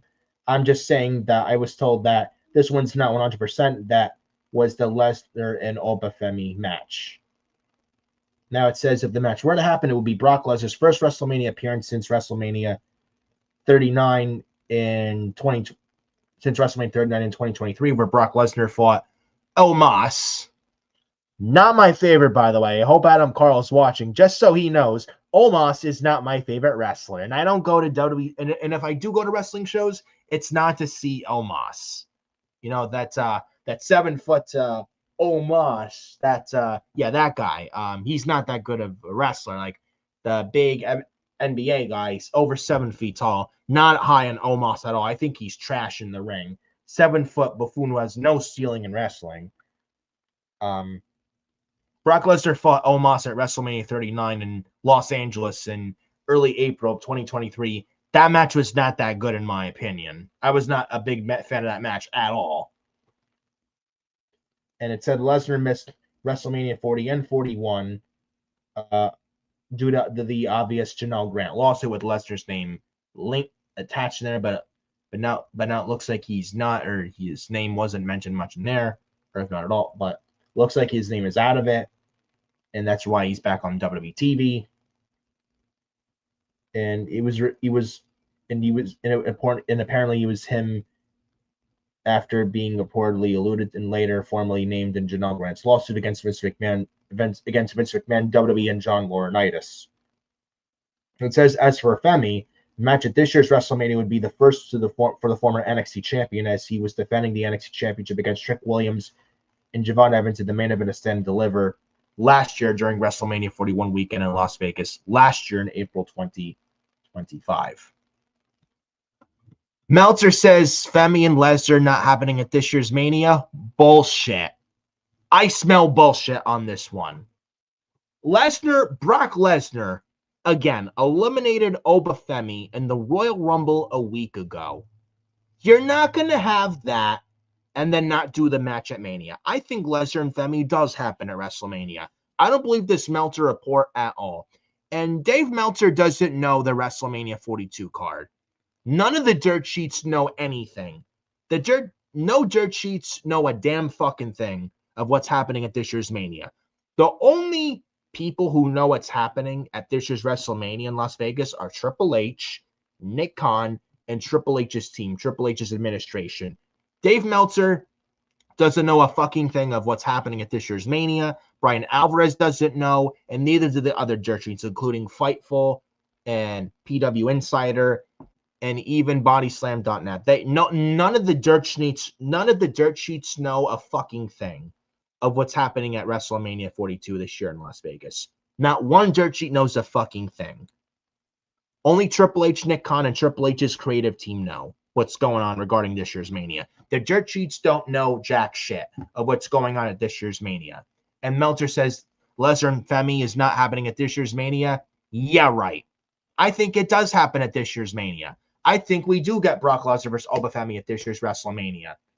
And when it does happen to be one of the matches at this year's Mania, I want to see Dave Meltzer try and backtrack. Oh, well, plans change. Yeah, no shit, Dave. No shit. And this is the same man who's a paid Tony Khan AEW shill, by the way, is Dave Meltzer, who does nothing but rate matches, gives AEW matches 4 stars, 5-star matches, who hasn't worked a wrestling show in his life. And all he is a goof who just rates matches where if somebody had a 4 or 5-star match. That's all Dave Meltzer does. He doesn't know a fucking thing of what's happening at this year's Mania. Not one fucking thing. And he just does what he does to try and beg for a job and he wants to suck up to Tony Khan. He's clearly a paid AEW show paid by Tony Khan, and he just wants to beg for a job, and he wants to know everything within a wrestling company from within, with every single little detail, with every single thing with what's happening in a wrestling company. And he wants to have the roster by the ball sack. He wants to just beg for a job, and he's just there for the money. That's all Dave Meltzer's doing. Honestly, even Tony Khan has some standards. Tony Khan's not a boss. He's a matchmaker. But even Tony Khan, I have to give Tony Khan credit. He even has the standard. You know, AEW and WWE don't need people like Dave Meltzer. Like, they don't owe the dirt sheets shit. And the dirt sheets don't know shit of what's happening at this year's Mania. So when Oba Femi and Brock Lesnar happens at this year's Mania, when that match is announced for WrestleMania, I'd love to see Meltzer's excuse with that. Honestly. I think we get Oba Femi versus Brock Lesnar on one of the nights at this year's Mania. I really think that's a direction they go. And you're not leaving Brock Lesnar off the WrestleMania card. No fucking way. Oba Femi is called to the main roster. He's not assigned to Raw or SmackDown yet, but he'll be on Mania this year too. He's not going to be off the card either. And no, Oba Femi's not going to be in the Andre the Giant Memorial Battle Catering Royal. No fucking way. Why would you put Oba Femi in the Battle Royal? You do realize winning the Andre the Giant Catering Battle Royal means fucking nothing. You win a trophy, and what does it mean? Fuck all. There's no way they're putting Oba Femi in the Battle Royal. No fucking way. And if they do put him in there, A, that's a shit creative move. And B, even if he does win it, what's it going to mean? Fucking nothing. Like, who is he going to beat in the Battle Royal? Who? Kit Wilson? Apollo Crews? 2 fucking catering VIPs? What's it going to fucking mean at the end of it? Fucking nothing. Nothing. Oba Femi is not going to be in the Andre Giant Battle Royal this year. He won't. He won't. Oba Femi will be on the WrestleMania card this year, and he will get Brock Lesnar. Mark my words. And when that happens, you can clip it here that Dave Meltzer doesn't know a fucking thing of what's going on in WWE, AEW, and he especially doesn't know what's happening at this year's WrestleMania. This is the same guy who even predicted Cody and Roman and Breakker and Punk at this year's Mania. And look what's happening now. Roman and Punk for the world title. Easy Night 2 main event for this year's WrestleMania. And then on the SmackDown WWE Championship side, Cody, Drew, and most likely Jacob Fought 2 in there. We may even get Sami Zayn and or Randy Orton in there. It's probably going to be a triple threat fatal 4-way for the WWE title match this year at WrestleMania, which is looking probably likely. So Dave Meltzer doesn't know a damn thing what's happening with WWE, AEW, and he especially doesn't know what's happening at this year's WrestleMania. You can clip it right here. Oba Femi and Brock Lesnar will be a match, or will be one of the matches for this year's WrestleMania, for WrestleMania 42 in Las Vegas, Nevada. In Las Vegas, Nevada. Oba and Brock will happen at this year's Mania, and I'm looking forward to that. So that is what I will say on that. We will get the Beast versus the Ruler at WrestleMania 42. There is no questions asked on it. You're not going to have Lesnar eliminate Oba from the Rumble and then not do the match period at WrestleMania. They will do the match. They will do Oba and Brock at this year's Mania. Do not listen to the Observer when he says that Oba and Brock is not happening at this year's Mania. It's going to happen at this year's Mania. What Meltzer is saying with this, take it with a grain of salt.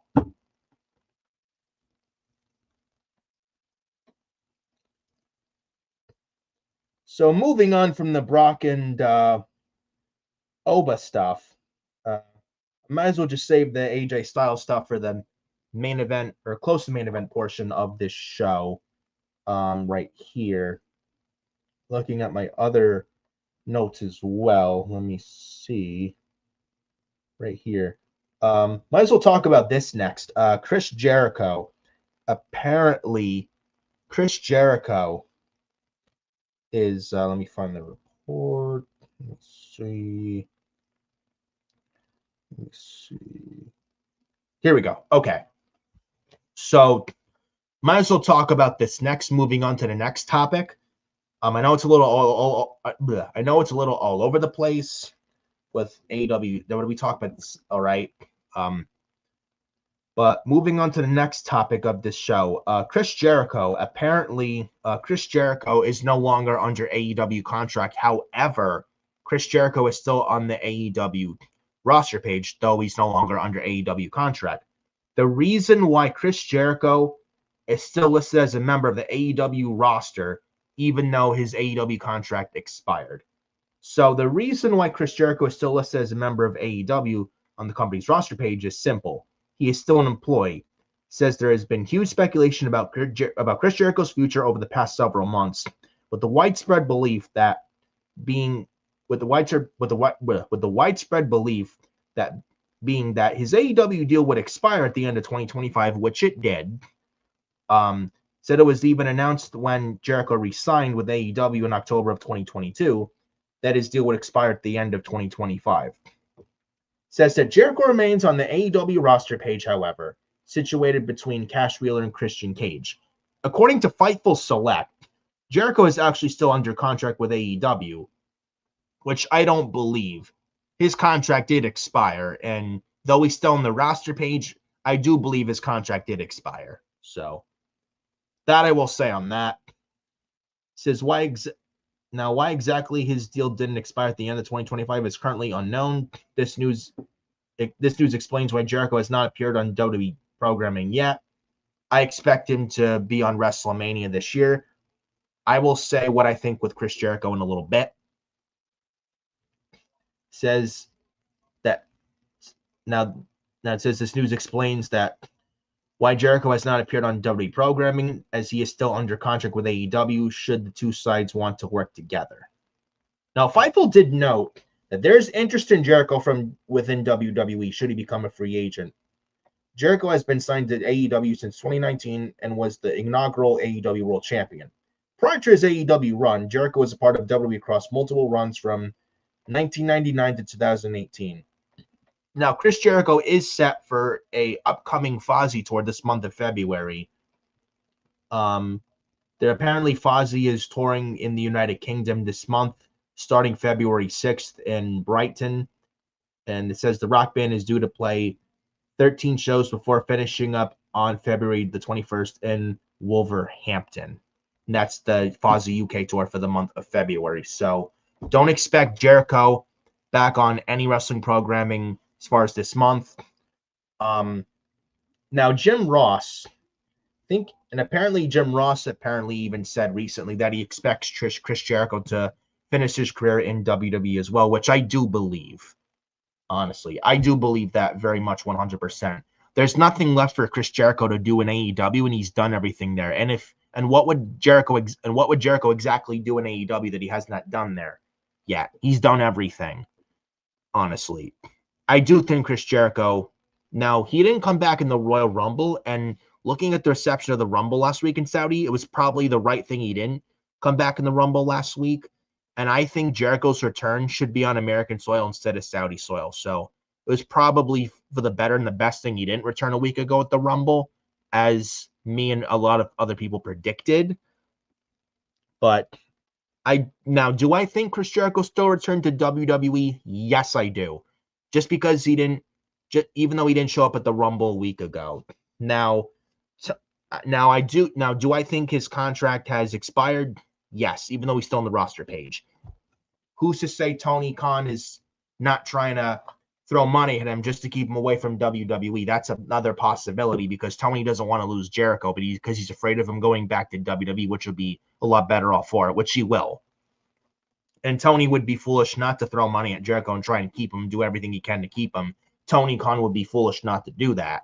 As a businessman, I mean, why would you not do that? But all in all, as far as Chris Jericho's concerned, I do think he still comes back to WWE, despite the fact he didn't return at the Rumble last week.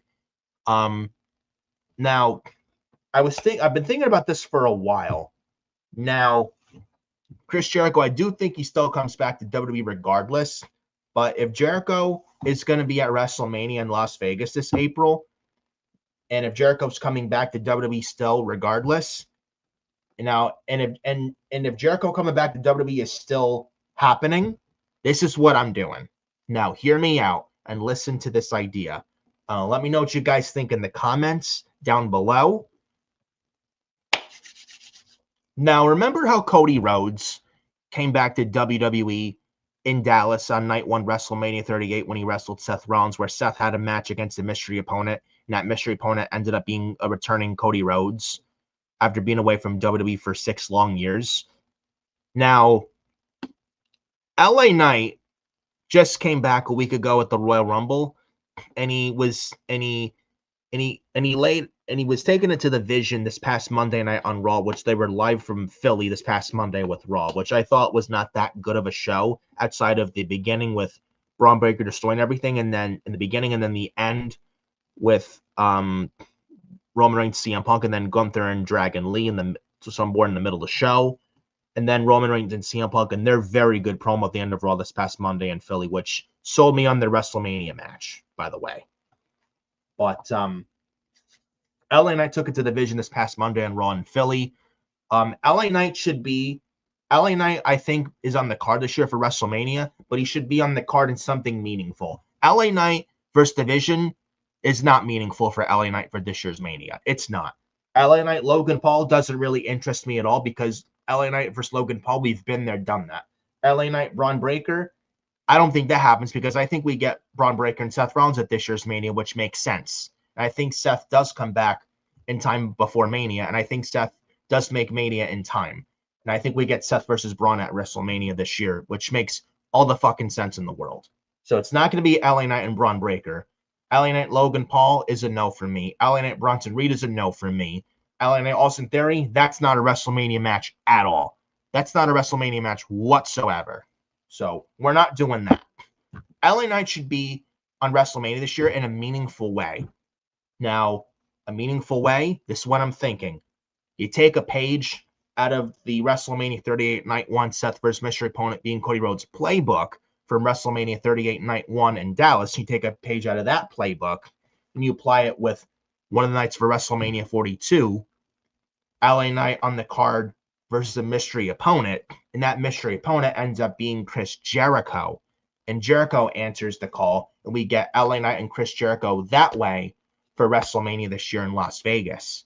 And if you pay attention to Monday Night Raw, Adam Pearce has been getting calls lately, and Paul Heyman's brought it up from someone in higher power that doesn't like, that someone that's above Triple H that doesn't like Triple H. Now, no, it's not Vince McMahon. I don't think Vince comes back at all, and who the fuck wants Vince there?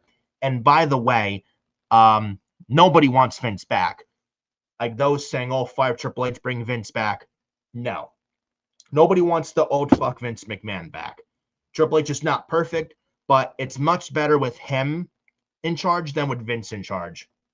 Triple H, yes, Triple H plays it safe, but I would much, much rather him in charge than Vince in charge. At least Triple H, he gives opportunity and cares. Like Vince never gave a shit about giving opportunity. Yes, Triple H plays it safe, but to say that he sucks and get rid of him and bring Vince back, to say that is not even an opinion anymore. That's just blatant fucking stupidity at its finest. Nobody wants that old man Vince McMahon back. Nobody. Triple H may play it safe, but it doesn't mean he sucks at his job, and it doesn't mean he's worse than Vince, and it doesn't mean I'll fire his ass and bring back Vince. No. Nobody wants Vince there. Nobody. Anybody who wants Vince back has clear mental problems, and you need to get your head checked. Fuck Vince McMahon, and he hated pro wrestling. Nobody, and I mean nobody, wants that old man back. Nobody wants Vince back in WWE. Nobody. Triple H is not perfect, but is it better with him than with Vince? Abso-fucking-lutely yes. Is it perfect with Triple H? No. Does he have flaws? Yes. Does he play it safe? Yes. But does it mean he's worse than Vince? Fuck no. Fuck no. Vince McMahon back in WWE would be the worst thing for them, and nobody wants that. Nobody wants Vince back in any capacity there at all. Nobody. Now, with LA Knight, I was talking about LA Knight and Chris Jericho. They may do it that way for this year's Mania, LA Knight and Chris Jericho, where Jericho's a mystery opponent, and Chris Jericho being the one to give calls to Adam Pearce that Paul Heyman has been talking about recently on Raw with someone with a high power. And Chris Jericho and Triple H have a history, and they don't like each other. They've had a history for a long time, and I think it would make sense for Jericho to be the one that has been making those phone calls to Adam Pearce, and Paul Heyman bringing that up as well. It would make sense to have Chris Jericho be the new leader of the Vision, and Seth Rollins was the leader of the Vision, and he got kicked out of his own group. I feel like with the group or a faction or stable in general, Chris Jericho is more of a leader than Seth Rollins. Like as far as leading a faction is concerned, I think Jericho is more of a leader than Rollins is, in my honest opinion. Seth Rollins, to me, love Seth Rollins, great wrestler, but I don't think he's a leader of a faction. Just my opinion. Chris Jericho, I think, Chris Jericho as a leader of a faction, I think, is a lot better than Seth as leader of a faction. That's just my opinion. I'm not hating on Seth Rollins. I'm not hating Seth Rollins at all. Not hating on the guy at all. That's just my honest and humble opinion. So I don't know if maybe Chris Jericho replaces Seth Rollins as new leader of the Vision. Who knows? Maybe it's Jericho that made the calls to Adam Pearce. It would probably make sense. Brock Lesnar, I don't think has been the one making the calls. He is close to Paul Heyman, but I don't think it's Brock Lesnar. I think it's Chris Jericho. It's not Vince McMahon. No, it's not Vince McMahon. I think it's Chris Jericho, and he's back as a heel, and we get Jericho and Knight at this year's WrestleMania, And I think Chris Jericho is revealed as a new leader of the division. So hopefully Chris Jericho is back soon by WrestleMania or at WrestleMania. But I do think Jericho comes back to WWE regardless of the fact he didn't come back a week ago at the Rumble. Despite that fact, I do think Jericho does end up back in WWE and end his career in WWE, just Chris Jericho. And I would hope we still get, and I expect to hopefully get, and hopefully we get Chris Jericho LA Knight at this year's Mania, as that'll be the only thing meaningful for LA Knight for this year's Mania. I can't think of anything else meaningful for LA Knight to do for this year's WrestleMania, honestly. So hopefully Jericho and Knight at this year's Mania is in the cards, and hopefully Chris Jericho is back come this WrestleMania season. So we'll see what happens on that. Regarding Chris Jericho's fate in professional wrestling, as I do think he ends up, I do think he still ends up back in WWE, despite that his AEW contract is up, and that despite the fact he's still on the AEW roster page. Despite that, I do think now, despite all that, I do think ultimately he ends up back in home in WWE at the end of the day. But we'll see. But my prediction stands. I think regardless of all this, Jericho still ends up back in the WWE and finishes his wrestling career home in the WWE. Does Chris Jericho? I think he ends up back home in WWE. He wrestles for 1 or 2 more years, and then he goes in the Hall of Fame. That's what I firmly believe. So that's just my take on that. Let me know what you guys think on that in the comments below. What you think happens with Chris Jericho? Does he stay in AEW? Does he sign a new deal with Tony Khan? Or does he go back home to World Wrestling Entertainment and finishes his career in World Wrestling Entertainment?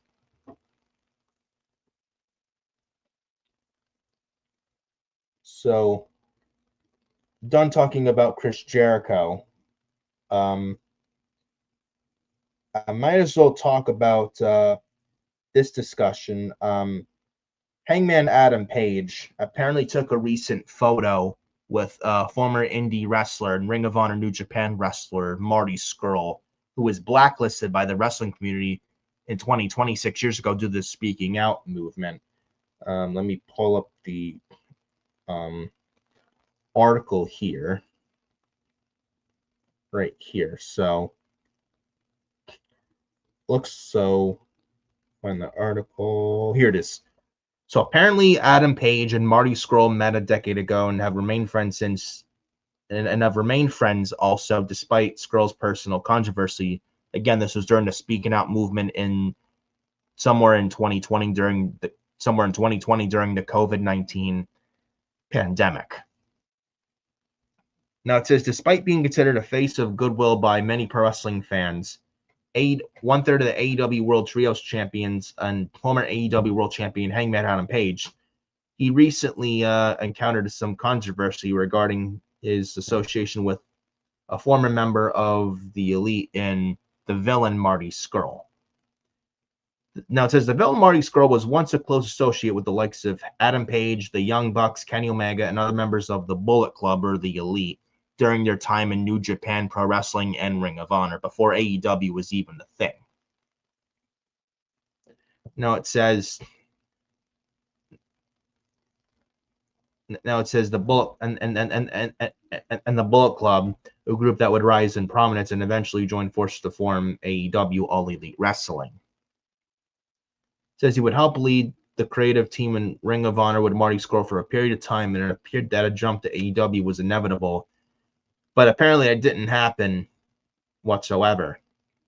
In 2020, Marty Scurll was accused of engaging in sexual misconduct with a 16-year-old girl in the UK at a gathering in 2015 with being a sexual predator, pedophile. And Scurll would then claim that both parties were intoxicated and that he believed that the encounter was consensual at the time, the age of consent where the alleged incident occurred is 16. Regardless, he was investigated by Ring of Honor and eventually released from his deal as head booker. He has largely also remained outside of the mainstream pro wrestling scene since. And then apparently, this was recent in January, Scurll posted a picture with Page on Instagram outside of a Cracker Barrel restaurant, prompting a swell of negativity towards Adam Page for remaining associated with an individual accused of sexual misconduct. Speaking exclusively with the takedown of SI Sports Illustrated on Sunday about a variety of topics, Adam Page discussed the photo and his friendship with Marty Scurll as well. Page noted that he spent nearly half a decade traveling the world with Scurll, and the two grew very close. He said that when the allegations against Scurll emerged, he was in disbelief. The alleged time frame of the encounter, he said, was prior to Page becoming friendly with him. Quote, I think when that happened, I was obviously surprised, shocked. It didn't seem like the person that I knew, Page said. I knew now that it was, and I guess I was kind of like faced with a choice. Like, what do I do? Like, what to do with that information? And I reached out to him because I reached out to him then because he had faced a lot of consequences from the public. He had lost his job from Ring of Honor. He was facing consequences from people online. So I checked to see how he's doing, and I remained in touch with him for, since then has been 6 years. The two-time AEW World Champion Adam Page then noted that despite the sustained relationship, he believes what Scurll is accused of having engaged in was wrong.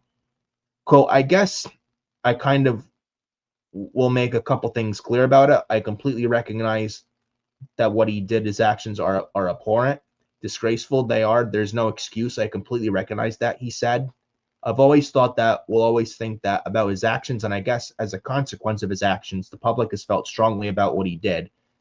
And for 6 years, I think because of those reactions, he's been unable to be a part of mainstream professional wrestling because of, what the public perception would be. Page then said he never intended for the photo of the two of them to be posted publicly and had been wanting to address some of the backlash he received. Quote, I don't want that photo to seem like some kind of endorsement or I have any interest whatsoever in whitewashing what he did or any interest or intention of rehabilitating his public image, he said. None of that is something that I've ever been interested in doing, not now, not ever. And I think that the consequences of his actions that he's had mostly from the public, aside from like harassment, I think they've been warranted.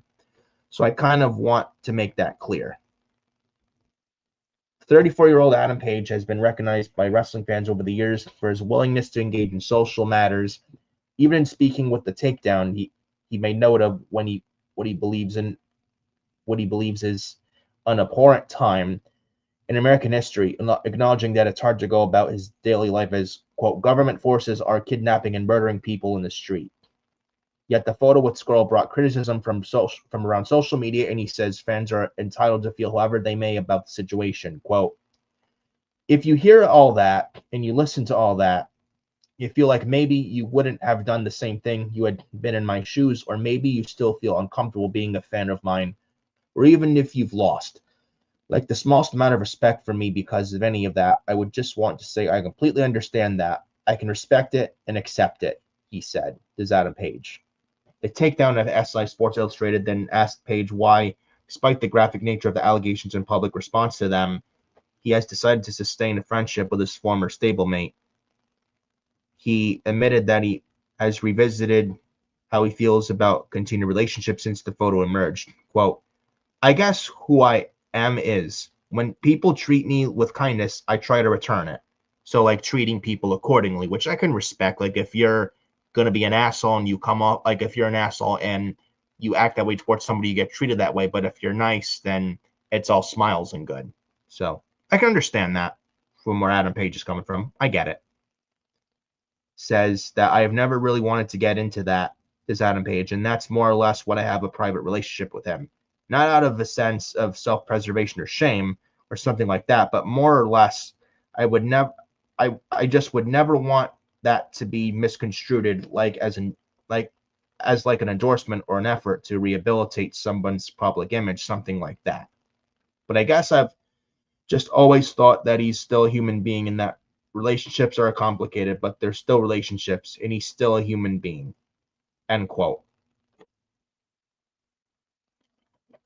Now, I know Adam Page has been getting a lot of shit, and I know he's still friends with Marty Scurll, and he's going to get shit because he's still associated with Marty Scurll and what Marty Scurll did 6 years ago, and Adam Page still friends with him despite that.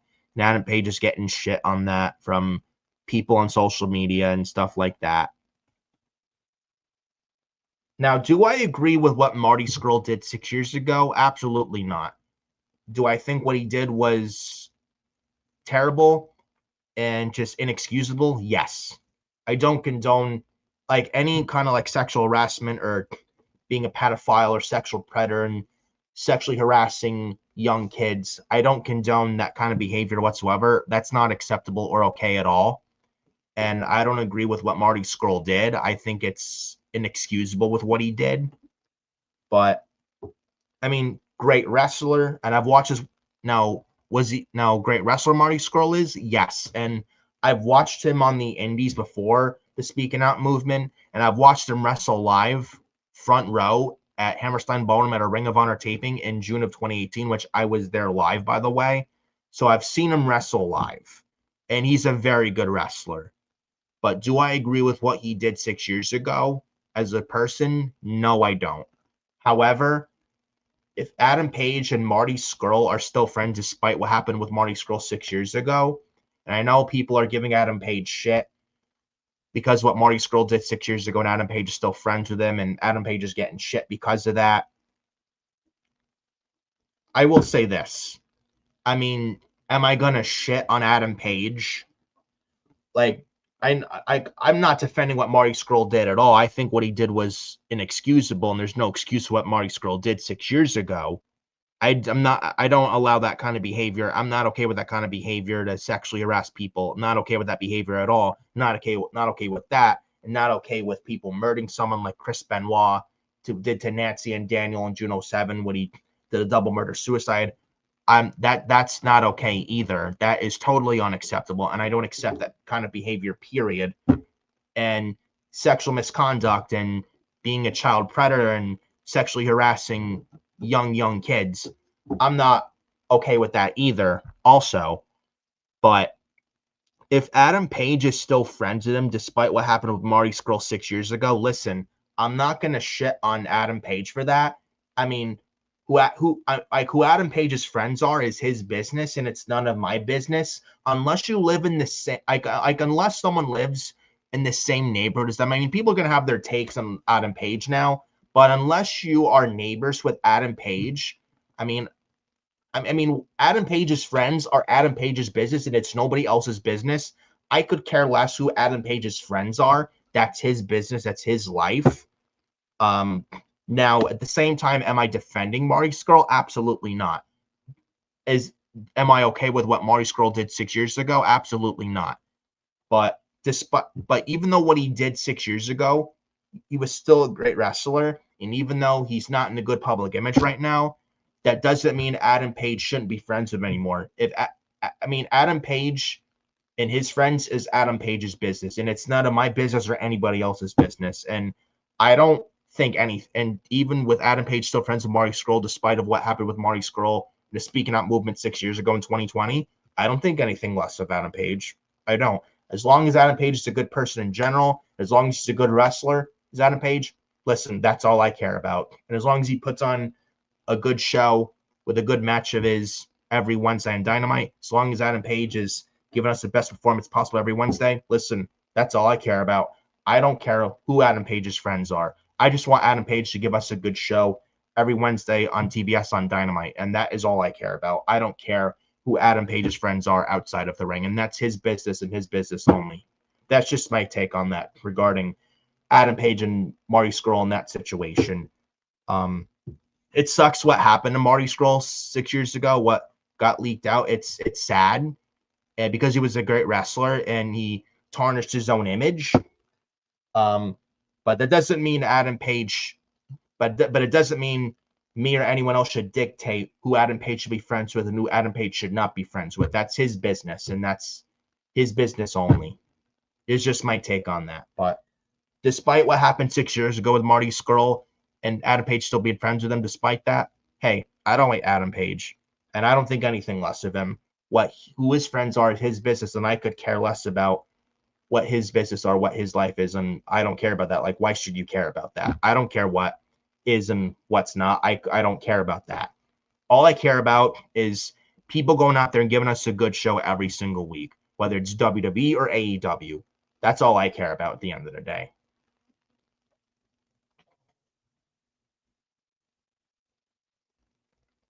So, moving on from Adam Page and Marty Scurll, I was thinking of also talking about Clark Connors. We won't waste too much time on this.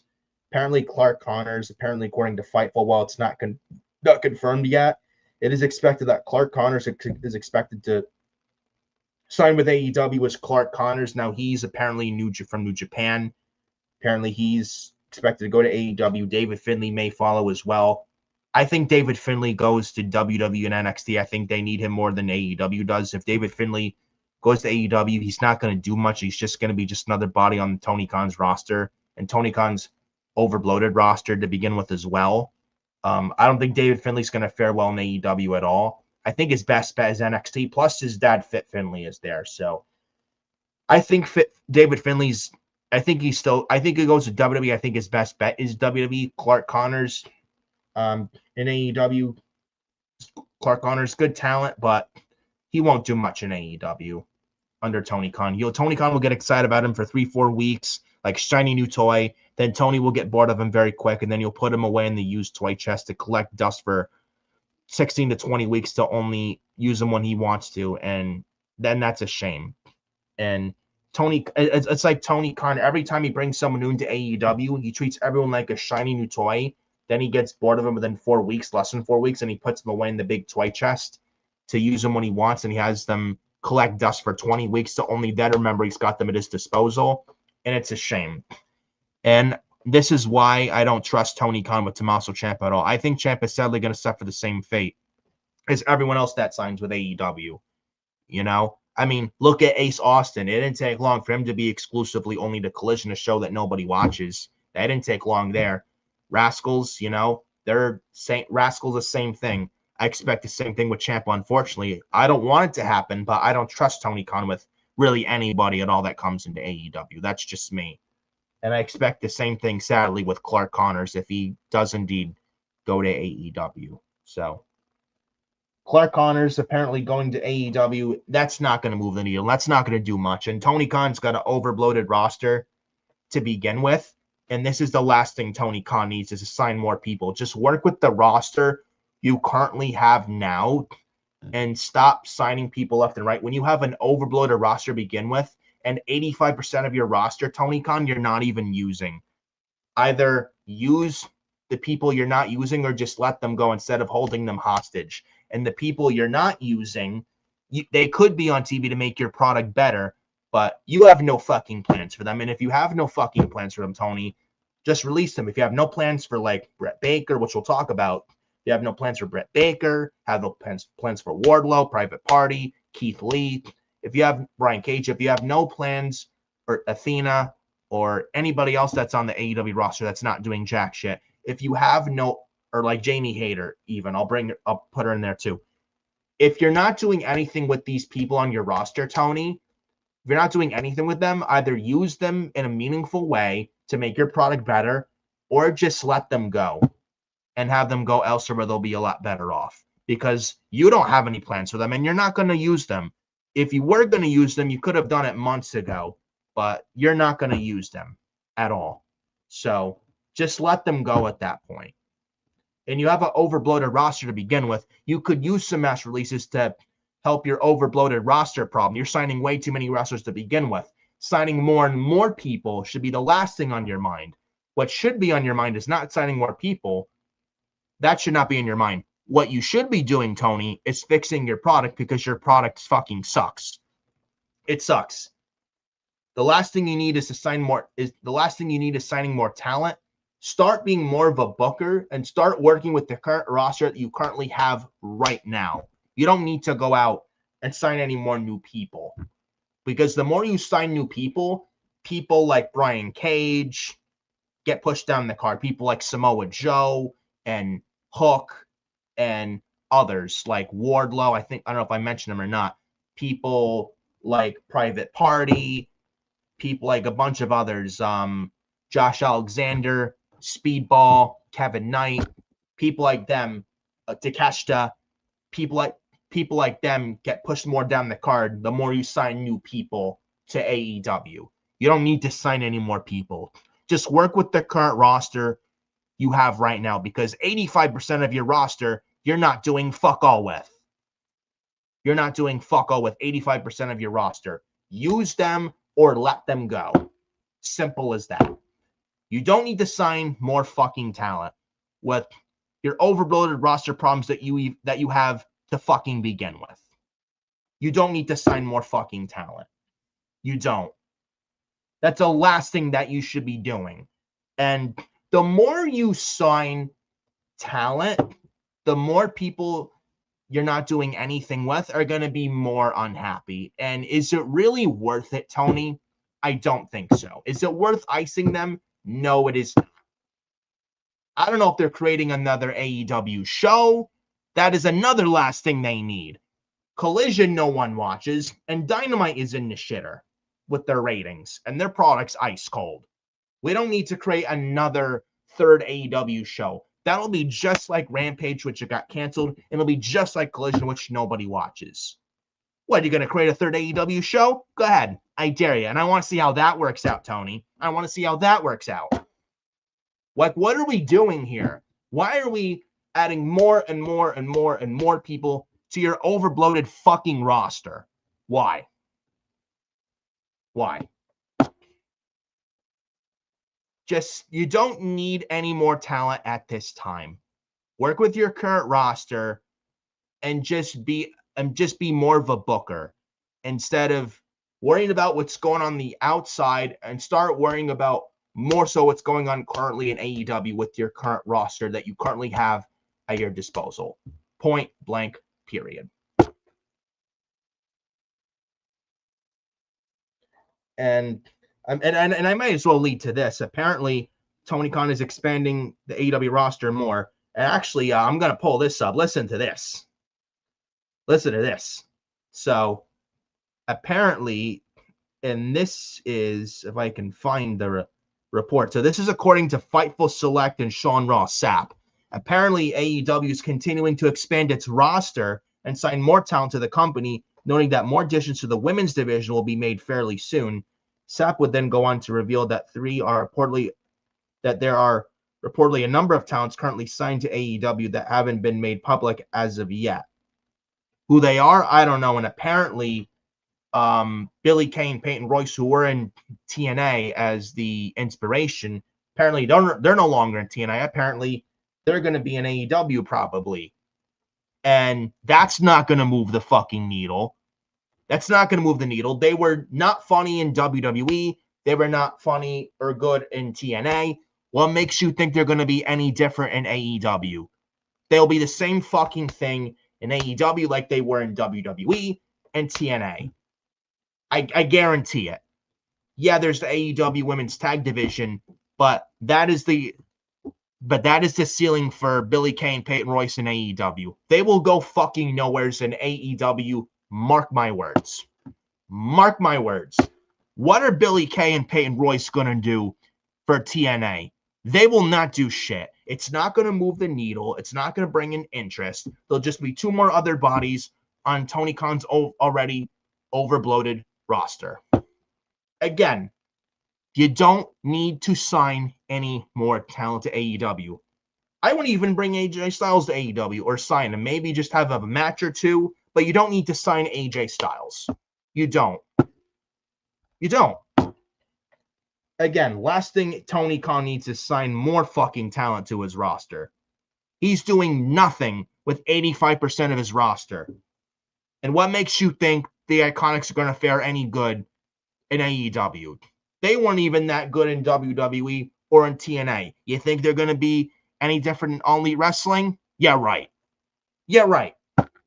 They'll be the same exact thing in AEW like they were in WWE and TNA. Directionless and nobody giving a fuck. I guarantee it. And apparently more additions to the women's roster. So, yeah, let's add more additions to the AEW women's roster. We push more so Jamie Hayter down the card, and Thunder Rosa down the card. Camille, who? I mean, like Camille, like she's still employed? Camille? Like she was a beast on the indies. And then you have her in AEW a couple years ago, and now she's in Guantanamo Bay, not being used. When AEW could use someone like Camille, but Tony Khan is not going to use her. I don't know when Camille's contract is up, but honestly, that contract can't come up fast enough. She's doing fuck all there, and she's actually talented, and Camille deserves a lot better. She would be a very nice addition to the NXT women's division, especially now you called up Jordan Grace to the main roster. But I expect Soruka and JC Jane at least to be called up to the main roster soon as well in the next few months for WWE. And Camille will be a nice addition to NXT. And Camille's not doing anything in AEW. Just let her go. Jamie Hayter, same thing. You're not doing anything with her. Let her go. Thunder Rosa, where is she? You're not doing anything with her. Let her go. Anybody you're not using, is it really worth holding them fucking hostage just so they don't go to WWE? Just let them go. If they're not happy, if somebody is in AEW and they're not happy and they do not want to be there, plain and simple, Tony Khan, let them walk. Let them walk. Plain and fucking simple. Why keep them on AEW, make them more disgruntled and more unhappy? Why? Why?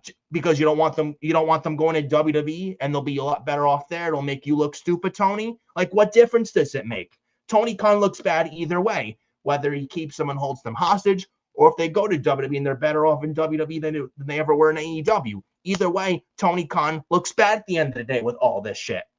Either way, Tony Khan looks fucking bad. So what difference does it make?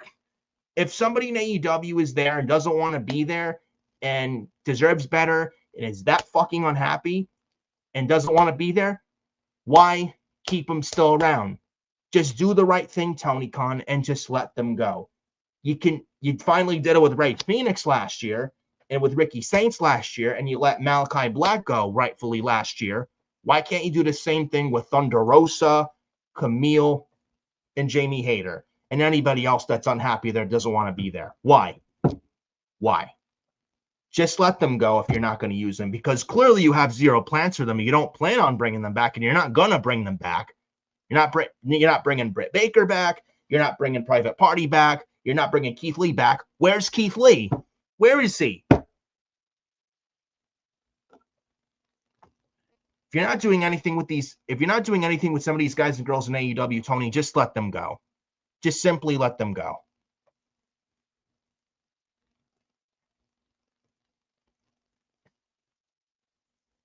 And I may as well stick with the AEW stuff. And Tony Khan and Britt Baker. I might as well stick to this here. I got my take on Tony Khan and Britt Baker, and this is actually comical with Tony Khan. And listen to this shit. Listen to this. So Tony Khan was apparently interviewed about Britt Baker. Like this is what he said. If I can find the article, you're gonna love this. This is actually hilarious. So if I can find the report, if I can ever find the report. So this is very fucking comical and hilarious, to say the least. So let me find the reports right here. Let me see. So this according to at Battlegrounds IHR. So Tony Khan apparently said what he expects about Britt Baker. He says he expects to see Britt Baker back in AEW, but he doesn't want to say when. Sure thing, TK. Sure fucking thing, buddy. You ain't bringing Britt Baker back. If you wanted to bring her back, you could have brought her back and should have brought her back last year. But here's the thing. And listen to this. Britt Baker, you want to know the last time she was on AEW TV? Late 2024. She was not on AEW TV all of 2025. All of 2025, Britt Baker was not on AEW television. What the fuck does that tell you? What does that tell you? Britt Baker's not coming back. You know when Britt Baker will be back on TV? On WWE TV. When Britt Baker's AEW contract is up, which apparently it's up this fall, when her contract's up, guess where she's going? Not AEW. She's going right to WWE and will be a lot better off for it. I guarantee it. I guarantee it. Tony Khan's not bringing Britt Baker back. If he wanted to, he should have done it and could have done it a year ago, but he did not. He simply sent Britt to Guantanamo Bay because he didn't like what Britt said when Britt Baker was in the ring, when Serena Deeb was on the AEW Dynamite ramp, and Britt Baker was telling Serena Deeb, nobody cares. And I mean, is Britt Baker wrong? I mean, a program with Britt Baker, Serena Deeb, like, who gives a shit? Like, who cares about Serena Deeb in 2024, 2025, 2026? Nobody. I mean, tell Britt Baker when she's telling lies, honestly. So, Tony Khan says this, quote, as I will take a sip of my drink first before we listen to this comical report from an interview from Tony Khan.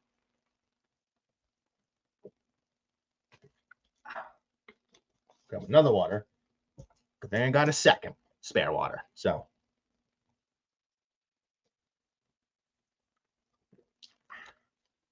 nice ice cold water, some good shit. So, quote from Tony Khan, quote, I really like Britt Baker. I really like Britt Baker a lot. And I think there's so many exciting things happening in the women's division. So Britt's somebody I really like and respect a lot, and definitely think as we've evolved with more tag matches, with more tag teams and singles wrestling opportunities now across multiple shows, now that we have 4 hours of TV with Dynamite and Collision, I think there's going to be more and more opportunities. You're seeing I'm signing a lot more young wrestlers. And Britt's still somebody very highly regarded and respected here in AEW, so I would expect to see Britt back in AEW. Yeah, again, sure thing, Tony. Sure thing. I just don't want to say when. Yeah, right. It'll be a good thing for everybody when Britt returns. And I think it's going to be very, very good in terms of for AEW right now. When you look at how the roster has evolved, there's more and more fresh matches. Britt's somebody I would absolutely love to have back in AEW soon.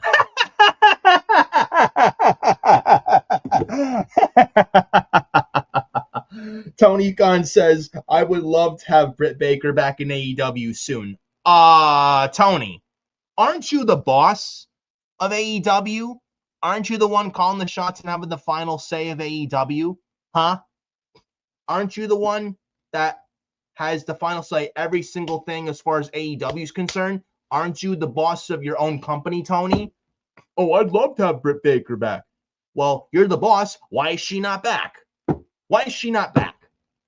Oh, I know why. Because you, Tony, didn't like what Britt had to say a couple years ago about AEW. And now she's sent to Guantanamo Bay being punished wrongfully.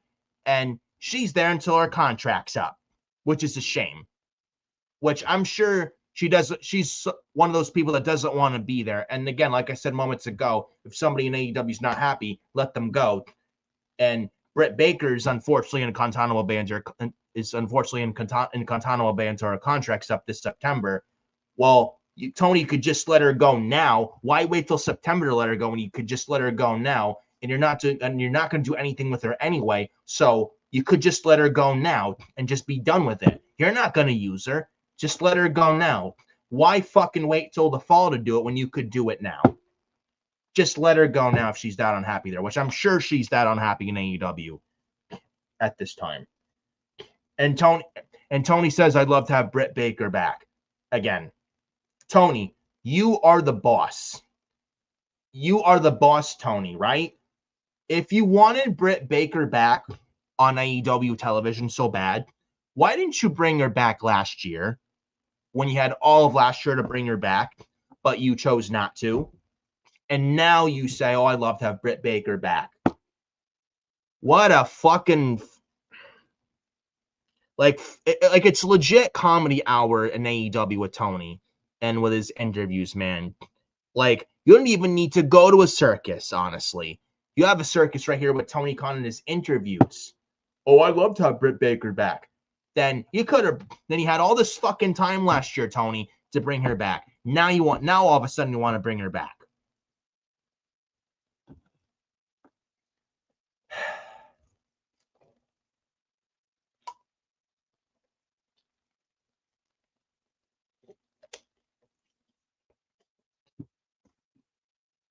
And also, so Tony Khan would love to have Britt Baker back in AEW. Had all this time Tony bring it back last year, and Britt Baker again was off TV for AEW all of last year. What does that tell you, ladies and gentlemen? If Tony didn't bring her back at all last year, then that means Tony is not bringing back Britt Baker at all. She's not coming back to AEW. I would be shocked if she does. Britt Baker's not coming back to AEW TV. Britt Baker's not coming back. But you know when she will come back? It won't be on AEW TV, I can assure you. I guarantee you, when Britt Baker is finally free from that prison known as AEW, I guarantee she goes right to WWE. And she'll be a lot better off there. And look, Britt Baker and the problems she caused in AEW, it might be true. But even with the problems that, even if she did cause in AEW, do I think she'll do the same things in WWE? Absolutely not. I don't. And she won't. And what she did and the drama she caused in AEW, she won't do in WWE, because there's real leadership in WWE, and Triple H is a real boss. Tony Khan is not a boss. Tony Khan is just a big fucking money mark. He wants to be friends with everybody on the roster. He doesn't want to deal with the responsibilities of being a boss, and he just wants to be friends and buddy with everybody. He's a mark. He's not a boss. He's a nice guy, but he's not a boss or a leader whatsoever. AEW has no leadership at the top whatsoever. Inmates run the asylum in AEW. Tony Khan doesn't have any discipline for his wrestlers on his roster. He just lets them do whatever they want. Where WWE, there are rules and boundaries, and there's real leadership at the top. The wrestlers in WWE have to follow by the rule, have to abide by the rules, where AEW, it's like a free-for-all, and everybody just does what they want, and there's no consequences for their actions whatsoever, where you could get away with that in AEW, but you can't do that in WWE, because there's real leadership and structure in WWE, where AEW has none of that. That's the big difference between WWE and AEW. AEW is just bad, and WWE, there's just no excitement right now. They're also bad. There's not much going for them right now at all. Hopefully that changes soon. Like, we got a little start of that with CM Punk and Roman Reigns from this past Monday on Raw. Hopefully that's some start of a change with that. We'll see. But both companies have nothing going for them right now at this time, especially AEW. But if there's a big difference between WWE and AEW, is that WWE has actual leadership. AEW does not. AEW has no leadership whatsoever. And if Britt Baker were to leave AEW and go to WWE, the bullshit and the drama and the chaos and trouble that Britt Baker caused in AEW, if she went to WWE, I don't think she would do those same things like she did in AEW in WWE. I think she'd be a much better person in WWE. She'd be a lot more mature. She'll grow up, and it'll be a completely different person with Britt Baker in WWE than she was in AEW. I really do. And even like, and the same thing I even think with Chris Jericho, even if he caused problems in AEW with him calling CM Punk a cancer and stuff, and CM Punk's back in WWE, he caused problems in AEW too, just like Jericho and Baker. And even though CM Punk caused trouble in AEW and he's back in WWE, have we had one problem with Punk back in WWE? No, not one at all. Because there's real leadership in WWE. AEW has zero leadership at the top. Zero. And everyone thought when CM Punk came back to WWE 3 years ago at the 2023 Survivor Series in Chicago, when CM Punk came back to WWE for the first time in almost a decade, everyone thought the problems he caused in AEW, everyone thought when he came back to WWE, give it 2, 3, 4 months and he'll cause problems in WWE like he did in AEW. And ever since Punk's been back for a couple years now, not one chaos problem has Punk caused in WWE? Not one. And if Chris Jericho came back to WWE, even if he caused problems and drama and crap in AEW, would he do those same things in WWE? No. Britt Baker, same thing. The BS she caused in AEW, would she do those same things in the locker room in WWE? The answer is no. The answer is no. Because Triple H is a leader. Triple H is a boss. He had a bad year creatively 2025. He may play it safe like he has for the past year. But if there's a big difference between Triple H and Tony Khan, is that Triple H is a leader. Paul Levesque is a leader. Tony Khan is not a leader at all. And if Britt Baker were to go to WWE again, what she did in AEW, I guarantee you she'd be a completely different person if she went to WWE. I firmly believe that. And I do think Britt Baker makes the jump to WWE whenever she's free from the prison known as AEW. And hopefully she does, and I think she will. I'm very sure Britt Baker will be one of the next to jump ship from AEW to WWE. And she certainly won't be the last to jump from AEW to WWE. I can assure you that as well. So we'll see what happens with Britt Baker.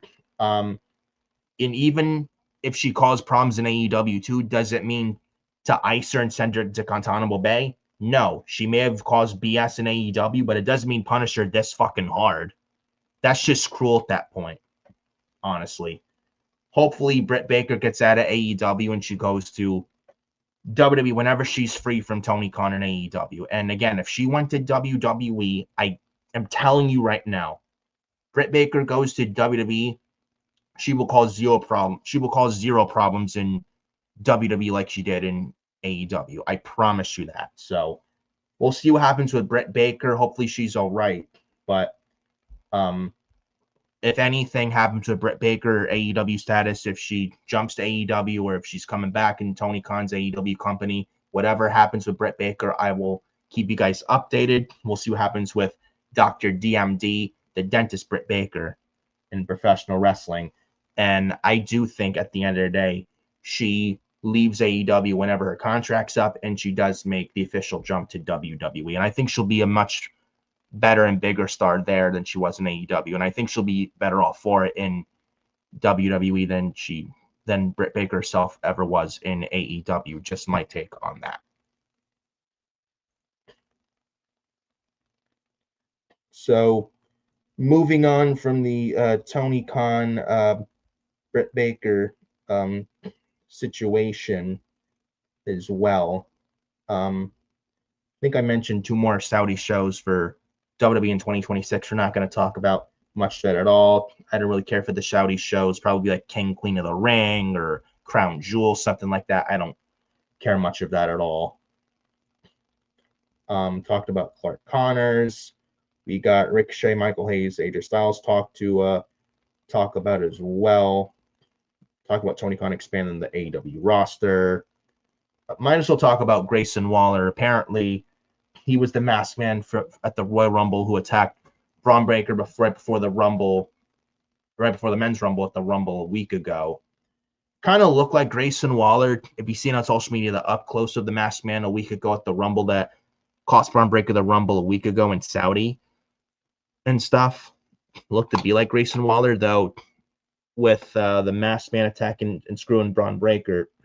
Ultimately, I think it's Seth Rollins, but he couldn't make the flight to Saudi, so I had the Grayson Waller take the role. But I do think they're going to drag this out a bit. They have now, with Monday Night Raw having Elimination Chamber qualifying matches. Now, the Elimination Chamber qualifying matches started last night on SmackDown as Randy Orton and Tiffany Stratton qualified for the chambers, the men and women's chamber matches for the Elimination Chamber at the end of this month, February 28th in Chicago, which I think is the United Center, I believe. I could be wrong, but it's in Chicago. But there's also Elimination Chamber qualifying matches this Monday on Raw. I expect Braun Breaker to be one of the participants to qualify for the men's chamber. And if he is in the men's chamber, I expect Seth Rollins to be in Chicago and screw Breaker out of the chamber.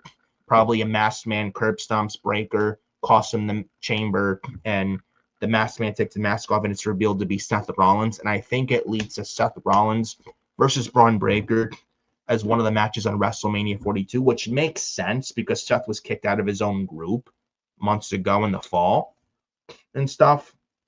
I think that's the direction they go. And looking at Seth Rollins in recent interviews on social media, the man looks fine. It looks like he's about to be good to go, and it looks like he's cleared and good to go for WrestleMania. And I do think Seth makes it back in time for Mania, and I do think he makes the WrestleMania card. I do think he makes it back on TV in time for WrestleMania. That's what I think on that. And I think ultimately, though, Grayson Waller took the place last week with the Rumble as a masked man. I don't think Grayson Waller is really the masked man at all. I think that would be lame. I think it's Seth Rollins, honestly, that is going to be revealed ultimately as the masked man, and is going to cost Braun Breaker the Chamber in Chicago. And I think it ultimately leads to Seth and Braun at WrestleMania. That I think is a direction they go as well. But Grayson Waller was the masked man that attacked Braun Breaker right before the Rumble a week ago in Saudi at the Rumble. But that was that with Grayson Waller. But again, ultimately, at the end of the day, I think Seth is going to be revealed as the masked man that has been costing Braun Breaker lately with the Rumble and then the Elimination Chamber. That's what I think on that with Seth Rollins. Other news as well, Royce Keys, apparent main roster brand destination for Royce Keys. Now, Royce Keys, the former powerhouse Hobbs, made his WWE debut last week in Saudi Arabia in the men's 2026 Royal Rumble as Royce Keys, the former Will Hobbs. Now he's Royce Keys in WWE. Apparently, his main roster brand destination is apparently with SmackDown. Now, if I can pull up this report, I think it was, here we go. If I can find here we go. On the brand destination, if my news ever wants to load, here we go. So apparently according to bodyslam.net, Royce Keys was backstage at Raw this past Monday in Philly, live from Philly. But apparently he is not going to be placed on Raw. Apparently, sources told the outlet that Royce Keys is expected to be a part of the SmackDown ran roster moving forward. And apparently he's going to be on SmackDown, on the SmackDown roster. It says that he was in the Rumble last week in Saudi at entry number 14. He did eliminate Damian Priest in there as well before being eliminated by Bronson Reed. He was in there for a while, but was out by the Vision's Bronson Reed. But apparently, but yeah, Royce Keys is going to Friday night and is going to be placed on the SmackDown brand, which I think is the right brand for Royce Keys. If the rumors are true that Oba Femi is going to Raw, I don't think Oba Femi and Royce Keys should be in the same brand, in my opinion. So if Oba Femi is going to Raw, I think it makes more sense for putting Royce Keys on SmackDown instead of Raw. I think him on SmackDown at this time is the way to go, in my opinion, and stuff like that. Now, we didn't see Royce Keys debut on SmackDown last night, which I thought was kind of weird. We didn't see him last night on SmackDown at all, not even a vignette for him. I don't know if he's still going to be on SmackDown. I think he still does. I think Royce Keys still does end up on Friday nights, but I think maybe what they do with Royce Keys, now this is just a thought. I don't know if they hold him off till maybe WrestleMania, and maybe we get Trick Williams and Carmelo Hayes for the United States Championship at WrestleMania one-on-one. And they debut Royce Keys there as a heel to help Trick Williams win the U.S. title from Carmelo Hayes, and Royce Keys is like the muscle or the insurance policy for Trick Williams, like a similar Triple H Batista, similar like Evolution pairing with Royce and Trick on SmackDown. Who knows? That Royce Keys paired Trick Williams may not be a bad idea. I would actually like that as a Trick Williams Royce Keys pairing on Friday Night SmackDown, with Trick Williams as the U.S. champion coming out of WrestleMania. I think that would be very nice. I would not mind that either. Maybe they do hold off Royce Keys off SmackDown until WrestleMania, and they have him make his official debut as part of the SmackDown roster there. Maybe. Who knows what they want to do with Royce Keys, but that could be a possibility. Does he make the WrestleMania card? And if he does, against whom? Maybe, I don't know if against Damian Priest. He's a former world champion. He did eliminate Priest from the Rumble. They could go with that. I don't know how likely that is. I'm not sure how well, if that's going to come off well at all, because Priest has been ice cold lately, as Damian Priest has. So I don't know if they go that direction. Who knows? But I'm very excited to see how they do Royce Keys. I think he'll do well for himself, and I think he'll kill it on SmackDown. I think that's the right destination for him. He could have. Now, I would have loved to see him start in NXT first just to get his feet wet. Now, he could still go down there. Now that, and Joe Hendry's now NXT champion, he needs some challengers. Maybe he still goes to NXT for a cup of coffee, then heads to SmackDown. Who knows what they want to do? But either way, I'm very intrigued to see how they book Royce Keys, and I think he will do well for himself in WWE. And he decided to take a chance on himself, a less pay than he would. And with AEW having more pay, he chose not that, but he chose a less pay with WWE and to have his career advance more and to bet on himself. And I respect him for that. And I think he'll do well in WWE. So we'll see what happens with Royce Keys now that he's in WWE. And I don't even hate the Royce Keys name. Apparently his young, I think his son is like 8 years old. His son's name is Royce. And Will Hobbs changed his name in WWE from Will Hobbs or Powerhouse Hobbs to Royce Keys. And the Royce Keys WWE name, I don't even hate at all. You know, we all complained about Mariah May when she came to WWE last summer and she was changed to Blake Monroe. I wasn't a fan of it when that happened, but eventually it grew on me, and I actually like the name now, Blake Monroe. The same thing with Ricky Starks when he came to WWE early 2015, and then he changed his name in WWE to Ricky Saints, and I wasn't a big fan of that either. But over time, it grew on me, and now I like the name Ricky Saints. Gunther, the same thing when he was Walter. Then he changed to Gunther in early 2022 when he was in NXT, coming from NXT UK. And then he changed from Walter to Gunther. Hated it. Absolutely hated the name change. But over time, it grew and grew on me. And now I don't hate the name anymore. Same thing with other people, wrestlers that have come to WWE but had to change their name, like Fergal Devitt in New Japan. Then he came to WWE in 2014, signed with them 2014, and he became no longer Fergal Devitt, but Finn Balor. And over time, the name grew. And now I don't hate the name anymore. I actually love the name Finn Balor. Kevin Owens, he was Kevin Steen in Ring of Honor, then became no longer Kevin Steen, but Kevin Owens when he signed with the WWE in late 2014. And now Kevin Owens, I don't hate at all anymore. And actually, a big iconic name in wrestling, not just WWE, but wrestling in the industry today. So name changes. I know a lot of people are upset with the Royce Keys name change. I don't hate the name at all. And if he wants to start fresh with a new move and new company, moving with going to WWE, I respect him for that and all. And again, I don't hate the name change. I don't hate the new name at all. And even if you go to a new company with new wrestling company like WWE, go and have a new name, I don't think that the new name is a big deal. As long as you're booked right, that's all anyone should care about. And I think he'll do well for himself now that he's in WWE and creating a new legacy as not Will Hobbs, but as a new chapter as Royce Keys, now with Royce Keys now officially in WWE. So we'll see what happens with Royce Keys, and he's apparently SmackDown bound. We'll see what happens with Royce Keys on SmackDown. He'll kill it, and it'll be interesting to see what Royce Keys does as well at WrestleMania. So moving on from Royce Keys here, might as well talk about this next. Evil and Hiromu Takahashi, two guys from New Japan Pro Wrestling. Apparently, it's expected they're both headed to WWE, according to Fightful.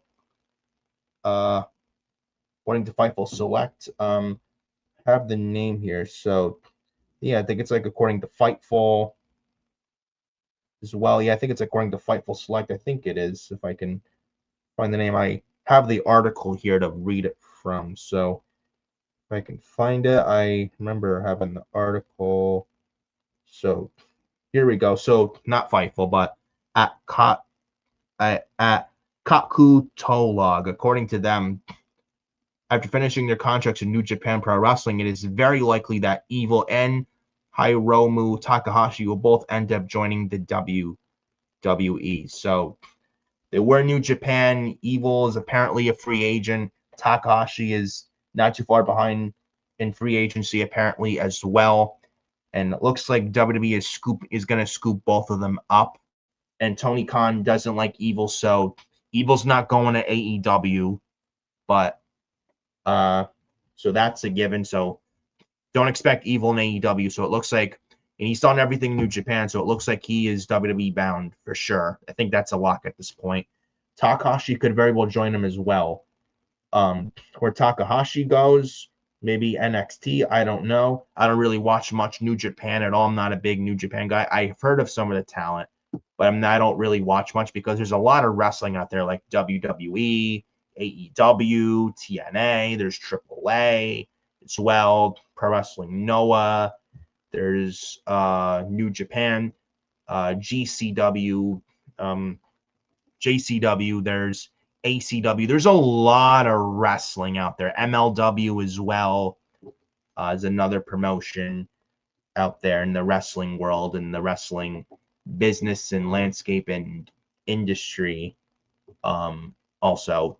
So there's a lot of wrestling out there, and I do watch WWE and AEW, and when I can get a chance, TNA, but there's a lot of wrestling out there for me to like. There's only so much wrestling somebody can watch, and though I don't watch a whole lot of New Japan, I have heard of some of the talent and watched some of the talent. They do have some decent talent, some good talent. Actually, not decent. They do have a lot of good talent in New Japan, and I have heard of Evil. I think, correct me if I'm wrong, wasn't he married? I don't know if he's still married, but I think at one point he was married to Io Sky. I don't know if they still are, but at one point I remember Io Sky, when she was Io Shirai and Evil, were married at some point years ago. I'm not sure if they still are now, but I do remember one point years ago they were married together. But Evil is apparently going to WWE. That's pretty much a lock at this point. It looks like, according to reports. Takahashi also looks like probably heading to WWE as well. Now, where they go, I don't know. Maybe Takahashi starts in NXT for a while. Maybe Evil, same thing. They have been having this little SmackDown thing with Shinsuke Nakamura and Tama Tonga, which I'm not really much of a fan of at all. I think it's fucking boring, and I can't stand the MFTs. I think they do nothing for me, and I just want them off my television because they do fuck all for the product and they don't make SmackDown any good. In fact, I feel like they make SmackDown that much worse, and taking them off SmackDown and TV would actually make SmackDown and WWE TV a lot better, in my honest opinion. And I don't really care much for the Shinsuke and Tama Tonga and MFTs crap. I think it does nothing for me.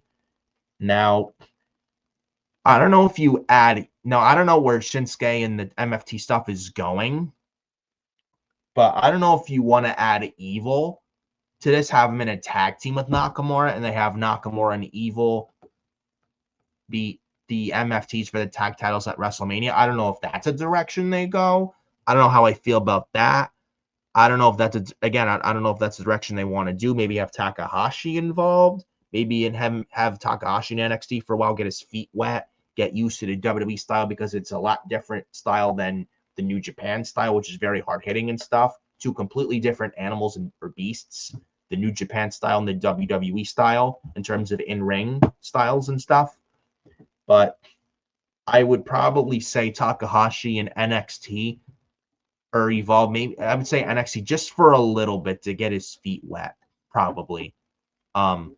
Evil, probably have him go right to the main roster and put him on SmackDown and put him in a tag team on SmackDown with Shinsuke Nakamura, because Evil, I don't really see going much of anywhere as a singles guy, in my opinion, unless you put him in a faction or in a tag team.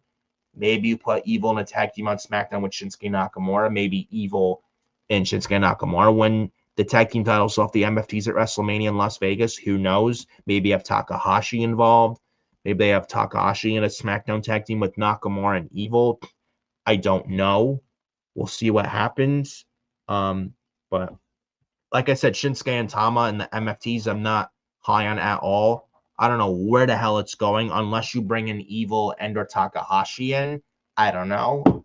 But we'll see what happens with Evil and Takahashi, as apparently they are both WWE bound and they are apparently on the free agent market pool. And it looks like ultimately WWE will end up scooping both up, Takahashi and Evil.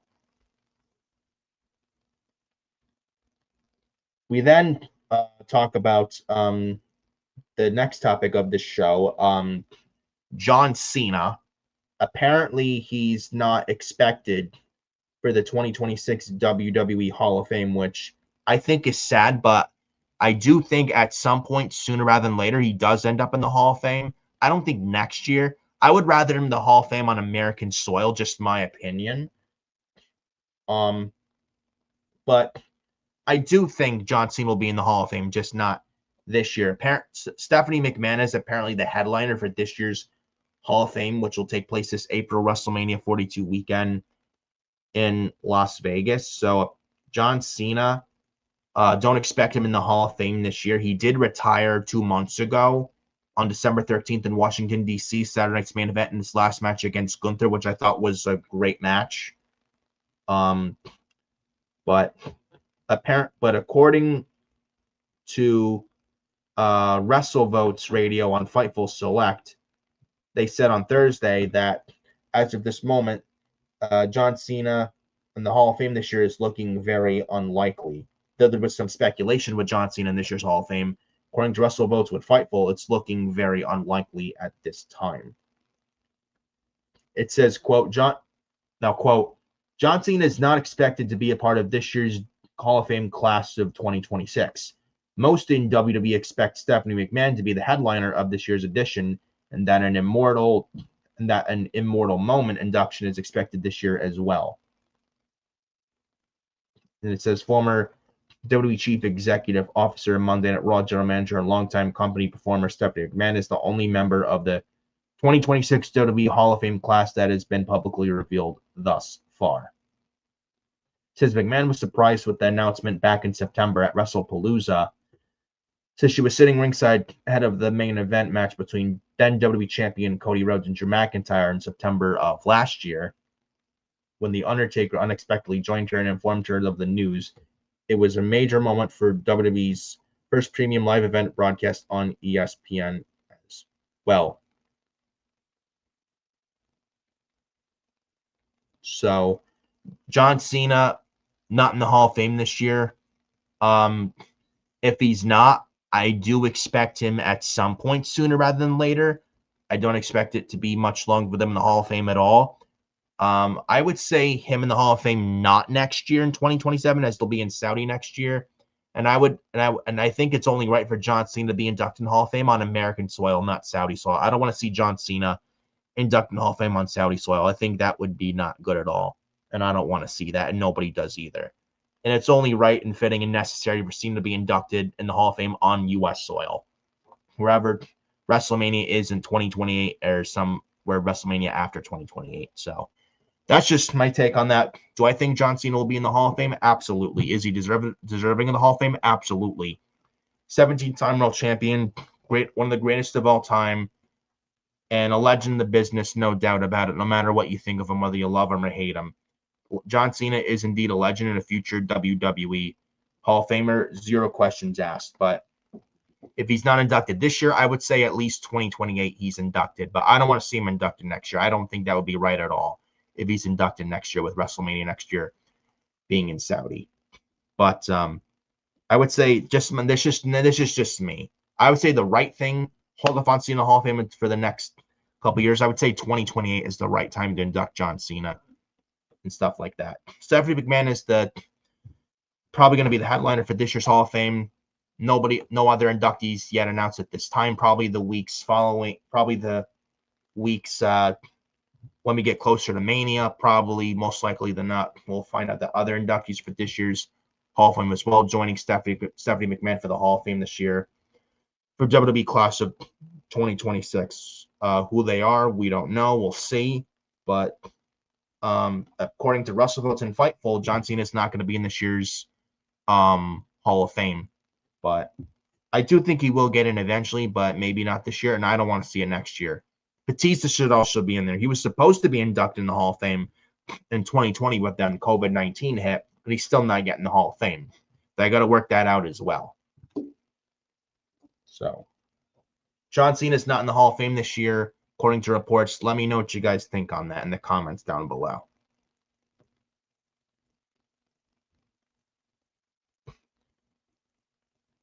See here. So we talked about John Cena, not expected for this year's Hall of Fame.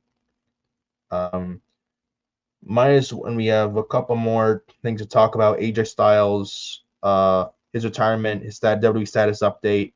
Michael Hayes thinking Chelsea Green is not meant to be a top girl, and Ricochet says that WWE tarnished his legacy. We might as well do this one next. Ricochet. So pulling up a report, and as I take another sip of my drink here, have some voice bass because I have something that I have quite to say about Ricochet here.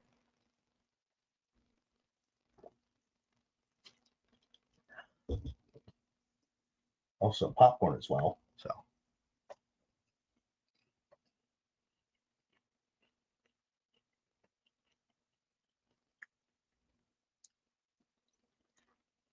So finding the report.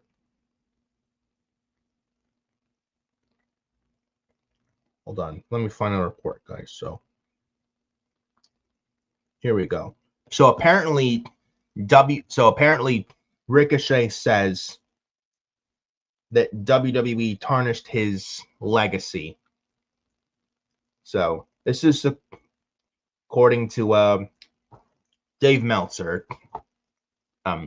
Again, take it with a grain of salt, but Ricochet, man, he says that WWE tarnished my legacy. He said Ricochet accused WWE of ruining not only his momentum but his love for the business entirely.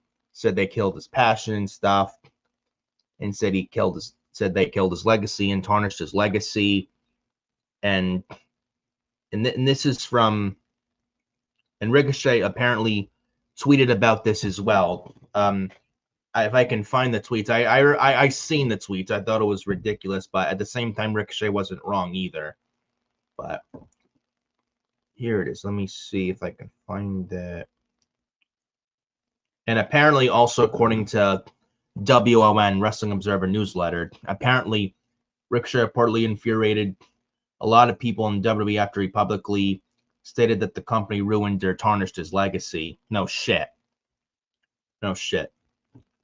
So if I can find the tweet, so I know it's here. Find the tweet. So here we go. Finding the stupid tweet. So this is what Ricochet says. So this is what Ricochet says. He was interviewed at Mark Hoke's show. So Ricochet says this about his WWE main roster run. Now, Ricochet was in WWE from 2018 to 2024. Total 6 years in WWE. First year in NXT. 5 years on the main roster. Didn't do much of anything, but that was when Vince was in charge. But Ricochet says this after being called up to the WWE main roster was the, quote, worst thing for his career. Quote, there was an image that got posted. It was like me and Johnny Gargano and Tomasso Ciampa and Aleister Black, and it's all four of us. And it was like coming to Raw, and it was showing the floor of our photos saying that we're coming to Raw. So especially that at that time, that should have been the biggest promotion in our industry, turned out. I think for specifically Ricochet's story, that time was kind of like being, you've seen the Marvel movies, Thanos snaps and there was a 5-year blip of people that were just gone. I literally think that's how I put Ricochet's wrestling career, that 5 years that was like being blipped away into a different universe, and it just wasn't what I was doing. It wasn't me. Coming to AEW and finding that love, it's like when Tony Stark finally defeated the Thanos, and all the people came back. That's kind of how I feel like Ricochet finally came back to what he was doing, and I feel like that 5 years was just kind of blipped away. I already know how this is going to sound. And I already know how people are going to take this, but I think that day that we got called to Raw was the worst thing that happened to Ricochet's wrestling career. I met my wife there.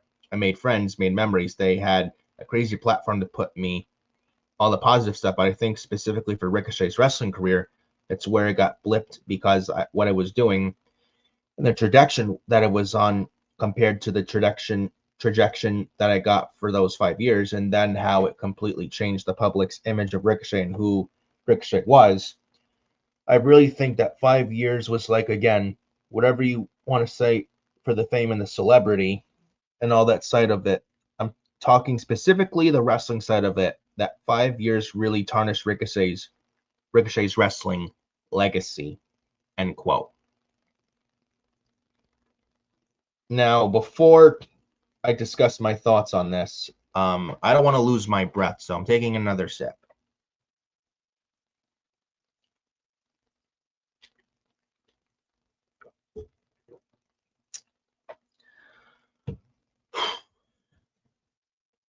So Ricochet says WWE tarnished his legacy. Now Ricochet running his mouth, thinking he's Mr. Hot Shot and Big Shot on social media and saying, "Oh, I'm a bigger star. I'm the big deal. Like WWE didn't treat me right. They didn't give me a microphone. I wasn't a world champion. I could have been so much bigger, and I'm this big deal in AEW," which clearly Ricochet's not. He's holding a national title in AEW. That doesn't mean fucking shit. Let's be real. It doesn't mean a damn thing. The title means nothing. It means nothing. And Ricochet claims like he's this big deal. He's not. Like, Ricochet, and this is no disrespect to Ricochet, by the way, I'm calling it like it is, great wrestler is Ricochet. I think he's a fantastic pro wrestler, but my God, when it comes to promos, Ricochet cannot talk for shit. There's a reason WWE never gave this guy much mic time, because they knew he sucked on the mic. He was awful. He was awful on the mic. And you see why WWE didn't give him any mic time, because when he has a mic in his hand, he's cringe on the mic. And Tony Khan gives Ricochet a mic. Why? I don't know. But Ricochet on the microphone and promos is fucking terrible. He is terrible on the microphone. It's almost like, cut this guy's mic off. He's just that bad on the mic. But Ricochet, man, when he was in WWE, he wasn't causing problems on social media like he is now. Like, it feels like he's just trolling, or Tony Khan's telling him to do this shit, honestly. And I wouldn't be surprised if it's a Tony Khan burner account. If it's a Tony Khan burner account telling Ricochet to say this stupid shit on social media, I would not be shocked at all, honestly. And Ricochet even mentioned about, let's ask Apollo Crews, Shinsuke Nakamura, Finn Balor, what they're doing or whatnot. He mentioned another tweet. I would love to find that as well, because some fan mentioned something in the tweet, and Ricochet quote tweeted this guy mentioning Finn Balor and stuff like that. If I can find the tweet, I know it is definitely in here. So if I can find the tweet, and because I would love to bring that up in here too as well. So if I can find it, there we go. Let's find it.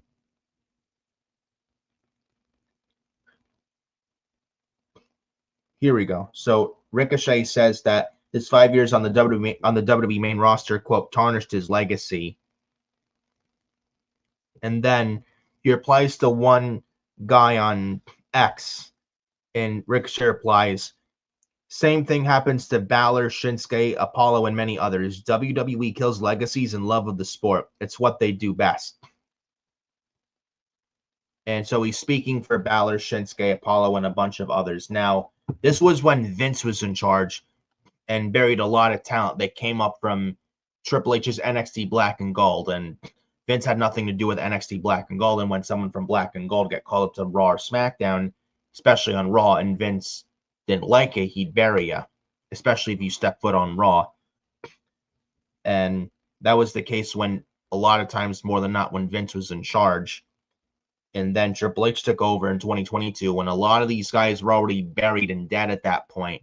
By the time Triple H took over, Ricochet was one of them. He tried to help save Ricochet, but Ricochet was damaged goods at that point. At Triple H taking over well before 2022, Ricochet would probably still be in WWE right now. Now, I'm not making excuses for Triple H because, like, he had a bad year the past year coming out of 2025. He has been playing it safe the past year and stuff, and no new stars have been created yet by him yet. And it takes time to build up some people to make new stars. But at least with Ricochet, and I just want to say this, though Ricochet's main roster run had a lot to be desired, he was great in NXT Black and Gold with his battles with Velveteen Dream, when Velveteen Dream said, going into I think they wrestled in Chicago, June 2018, Money in the Bank 2018 weekend in Chicago, where it was an NXT show when it was taped and 1 hour on the WWE Network on Wednesday nights. I think it was an NXT episode before Velveteen Dream's and Ricochet's match. I think it was TakeOver Chicago 2, June 2018, where Velveteen Dream said on NXT to Ricochet, "What you can do, Ricochet, the Dream can do better." And Ricochet flipped over the top rope, landed on his feet to the outside, and then he stood face to face with Velveteen Dream, which was cool. And Ricochet says, "Well, prove it." And they had a banger match at TakeOver Chicago 2 in June of 2018 in Chicago, Allstate Arena. That was a banger match. One of the best matches of 2018 for WWE and wrestling, hands down. And Ricochet was booked very good on Black and Gold when Triple H was in charge. And then Vince McMahon called him up in February 2019 for no reason with no plans. And Vince called him up because he wanted to prove Triple H wrong, because Triple H, what he did with Black and Gold was a threat to Vince McMahon's main roster. And Triple H tried to bury NXT because he had nothing to do with it. And he felt like it felt like a big threat to him. And I remember that Raw in Lafayette, Louisiana, late February of 2019, where Vince called up Aleister Black, Tomasso Ciampa, Johnny Gargano, Ricochet. Vince called those four up to the main roster at the time. And he didn't even tell his son-in-law Triple H they were being called up. He did it behind Triple H's back. Didn't even tell Triple H they were being called up.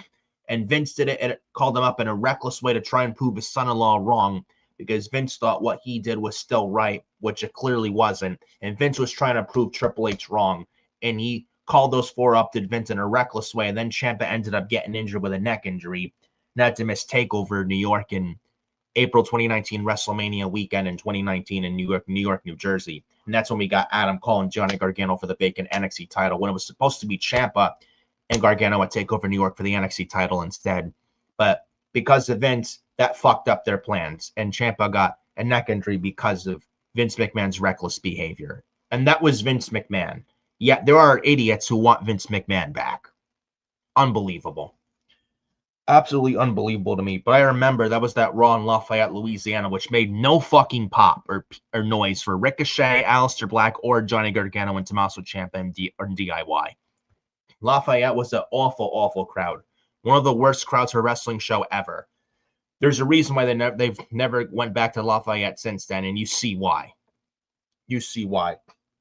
But Ricochet was called up by Vince to Raw in February 2019. And then it was coming out of WrestleMania in 2019. He started out fine, but then after a while, he felt just like everyone else. And then he was the U.S. champion. Wasn't like nobody much really remembers that he held it for like a month, lost it to AJ Styles in the summer of 2019. Didn't hold it long at all. And then he was on Raw from like 2019 to 2021. He did jack shit there. Then he was moved to SmackDown in the 2021 draft. He was the Intercontinental Champion in the spring of 2022.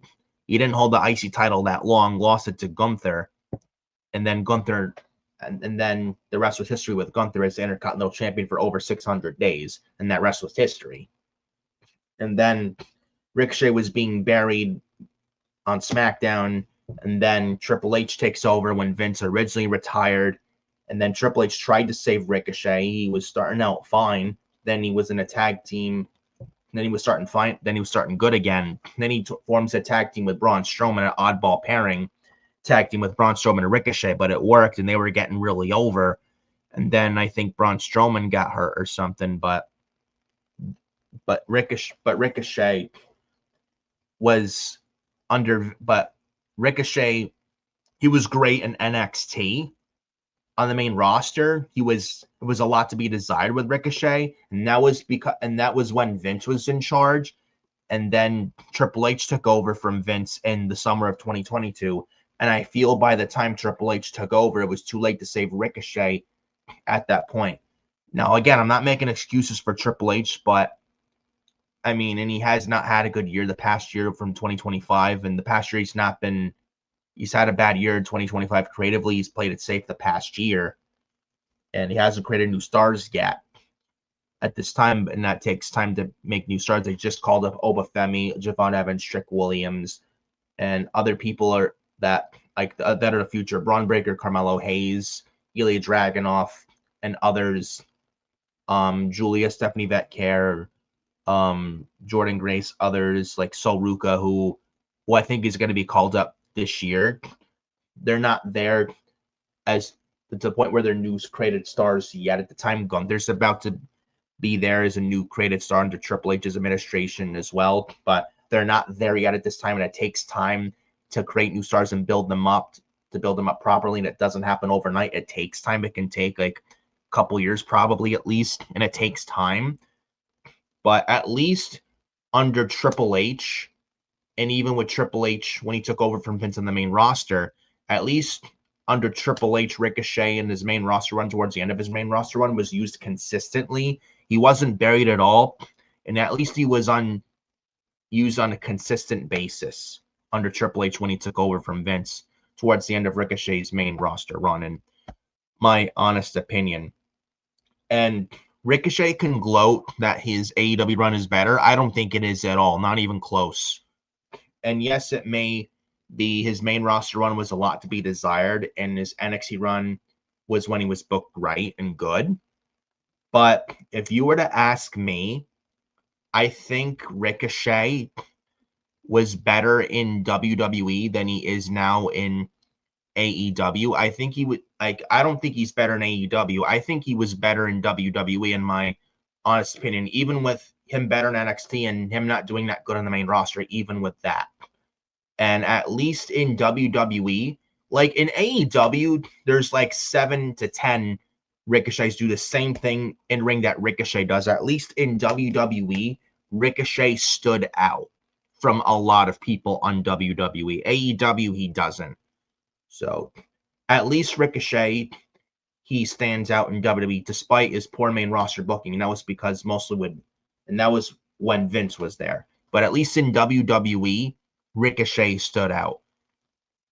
In AEW, Ricochet doesn't stand out at all because there's a lot of smaller guys in AEW that do a lot of the flips just like that Ricochet does. And Ricochet in AEW just feels like everyone else. He doesn't feel special and just feels like just another body on the AEW roster, and it's a shame. And it sucks because Ricochet's a very good professional wrestler. Love Ricochet. I think he's fantastic. I think that his promos are a lot to be desired, yes, but in ring, he's amazing. I think he's a very, very good professional wrestler. And he's not doing really much of anything in AEW. He's holding a national title. That doesn't mean shit. He can say, oh, he's doing great in AEW. He's better in AEW all he wants. But I think at the end of the day, despite his poor main roster booking because of Vince and Ricochet being better in NXT Black and Gold, despite all that, I think Ricochet was better in WWE than he is in AEW. And it's just my opinion on that at the end of the day. Let me know what you guys think of that in the down below. As Ricochet mentioned, WWE, quote, tarnished his legacy. Now, WWE, yes, but that was when Vince was there. And Ricochet says same thing happens to Finn Balor, but how do you know that, Ricochet? How do you really know that? And Finn Balor is most likely getting CM Punk for the world title again in Chicago at the Elimination Chamber, most likely than not. Nakamura, maybe. His family lives in the States and he's comfortable, likes his surfing. Maybe that's what Shinsuke wants. Like, Ricochet speaking for these people, like, how do you really know that? You can speak for them, but how do you really know that for sure, Trevor, man? Just saying. And the Paul Cruz may be content there as well. I don't know. His family, I don't know. But that's just my thoughts on Ricochet and what he mentioned recently, saying WWE, quote, tarnish his legacy. I mean, Ricochet is not wrong, but at the same time, I do think he was better in WWE than he is in AEW at the same time. Just my 2 cents on Ricochet as far as all that is concerned.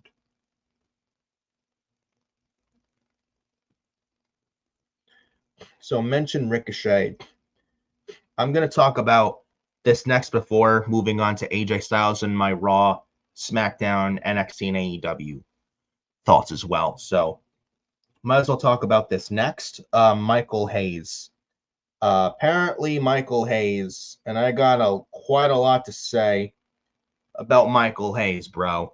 Michael Hayes apparently thinks Chelsea Green is not meant to be a, quote, top girl in WWE. Listen to this. And this was coming from the second season of WWE Unreal on Netflix. And it apparently featured some comments from WWE Hall of Famer Michael Hayes, who has been a key part of the company's creative team for decades. He says, and listen to this from Michael Hayes. And after I read this, yeah, I'm going to say Michael Hayes, throw him in the bin, along with Bruce Pritchard and Road Dogg and Ed Koskey. Throw them all in the fucking bin, right where they belong. Quote, this is from Michael Hayes, quote, Chelsea Green, he talks about Chelsea Green, quote, Chelsea Green is so entertaining, but she is not built for, nor should she be, in the Charlotte Flair role or Tiffany Stratton role. Chelsea Green is just not meant to be a top girl in WWE because Chelsea Green's job is to help make those people look good, help make Charlotte and Tiffany look good. And then apparently the former 2-time women's U.S. champion Chelsea Green then spoke her mind about this as well, and admitted she was pissed off about what Hayes said. I don't blame her at all. No shit. I don't blame Chelsea Green at all. And this is what Chelsea Green has to say. Quote, okay, this is tea, ladies, because I have not done media since this came out. This really, really ruffled some feathers. He basically on Unreal said Chelsea makes the most out of her time, so we don't need to give her 30 minutes. We give her 30 seconds, and she does the same work, which is great because she's not meant to be here for 30 minutes, according to Michael Hayes. Bull fucking shit. If you watch Chelsea Green's work in Lucha Underground or match in Lucha Underground with Penta, Chelsea Green can fucking go in that ring. And they have her doing this comedic bullshit on SmackDown with the Secret Service. And you can thank fucking Bruce Pritchard and Road Dogg for that, even though Triple H has taken over for Vince. As long as Bruce, Dogg, Koskey, and Michael Hayes are still there, then it's as if Vince McMahon never left at all. You got to get Michael Hayes, Bruce Pritchard, Ed Koskey, and Road Dogg all out. They don't need to be there, and they're just fucking Vince poisons, and nothing will change as long as those 4 buffoons are still in WWE in any which role or capacity your way. Get those all 4 the fuck out of creative now. Get them all out. Drain the fucking swamp.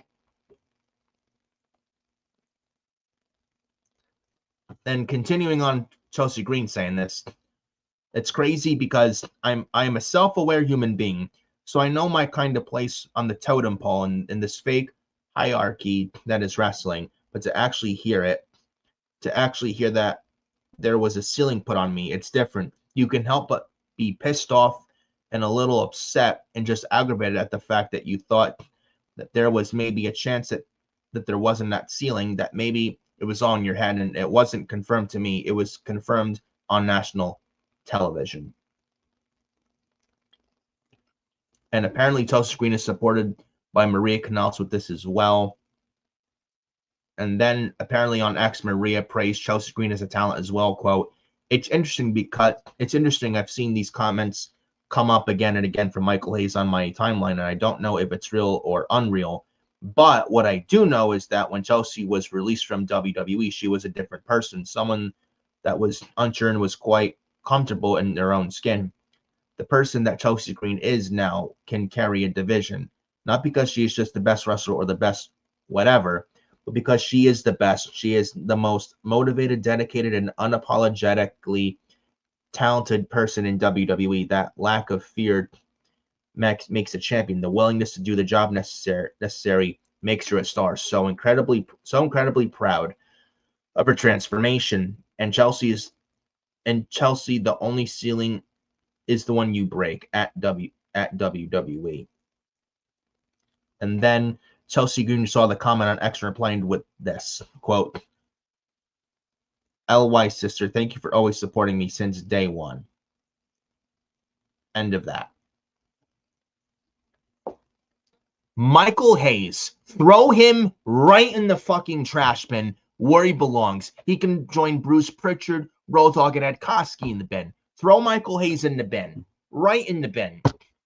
Chelsea, and he says Chelsea Green is not meant to be a top girl, not meant to wrestle for 30 minutes and has a ceiling. Unfucking believable. The sooner we get Michael Hayes out of WWE and creative, the better WWE can be. And this is the same man, by the way, who pitched Jey Uso to win the Royal Rumble last year, and he was also the same guy, Michael Hayes, to be one of the producers of last week's Men's Royal Rumble. When Jey Uso was in the Royal Rumble last week, and he did during the match, and he's fucking eating during the Rumble, which was fucking just, oh my God, like fucking atrocious. You're in the Rumble and you're fucking eating. I would not be surprised if that was a Michael Hayes idea in production. That would not surprise me at all. And you want to know why Chelsea Green is not where she is? Michael Hayes. He's the fucking problem. Nothing will change as long as that fucking old dinosaur, that big-ass Vince McMahon yes man, is still there. Get him out. Him, Bruce, Koskey, Road Dogg, get them all out. Get them all out. Drain the damn swamp. Nothing will change in WWE for the better as long as Road Dogg, Bruce Pritchard, Ed Koskey, Michael Hayes still have a job in WWE in any which way. Yes, Triple H is taking over from Vince, but if Dogg, Bruce, Koskey, and Hayes are still there, if Michael Hayes, Ed Koskey, Road Dogg, and Bruce Pritchard are still there, nothing will change. Nothing will change as long as those four clowns are still there. Get them all out. Drain the swamp. Drain the swamp. And this is not the first time Michael Hayes has come up with ceilings on wrestlers. He's done this in the past. I think I even watched something Dolph Ziggler, Nick Nemeth mentioned this, where he mentioned something like, and I think you remember talking with Michael Hayes, like wrestling Seth Rollins a bunch of times. Oh yeah, Ziggler, you're gonna wrestle Seth. Okay, what's gonna happen? Am I gonna win? Oh no, only 1 out of 37 times. 36 out of 37, Seth's gonna go over. You're just there to make Seth look good. You're just there to enhance Seth Rollins and enhance other guys, put them over. We can't have you go over most of the time. Only once, like out of 37 times.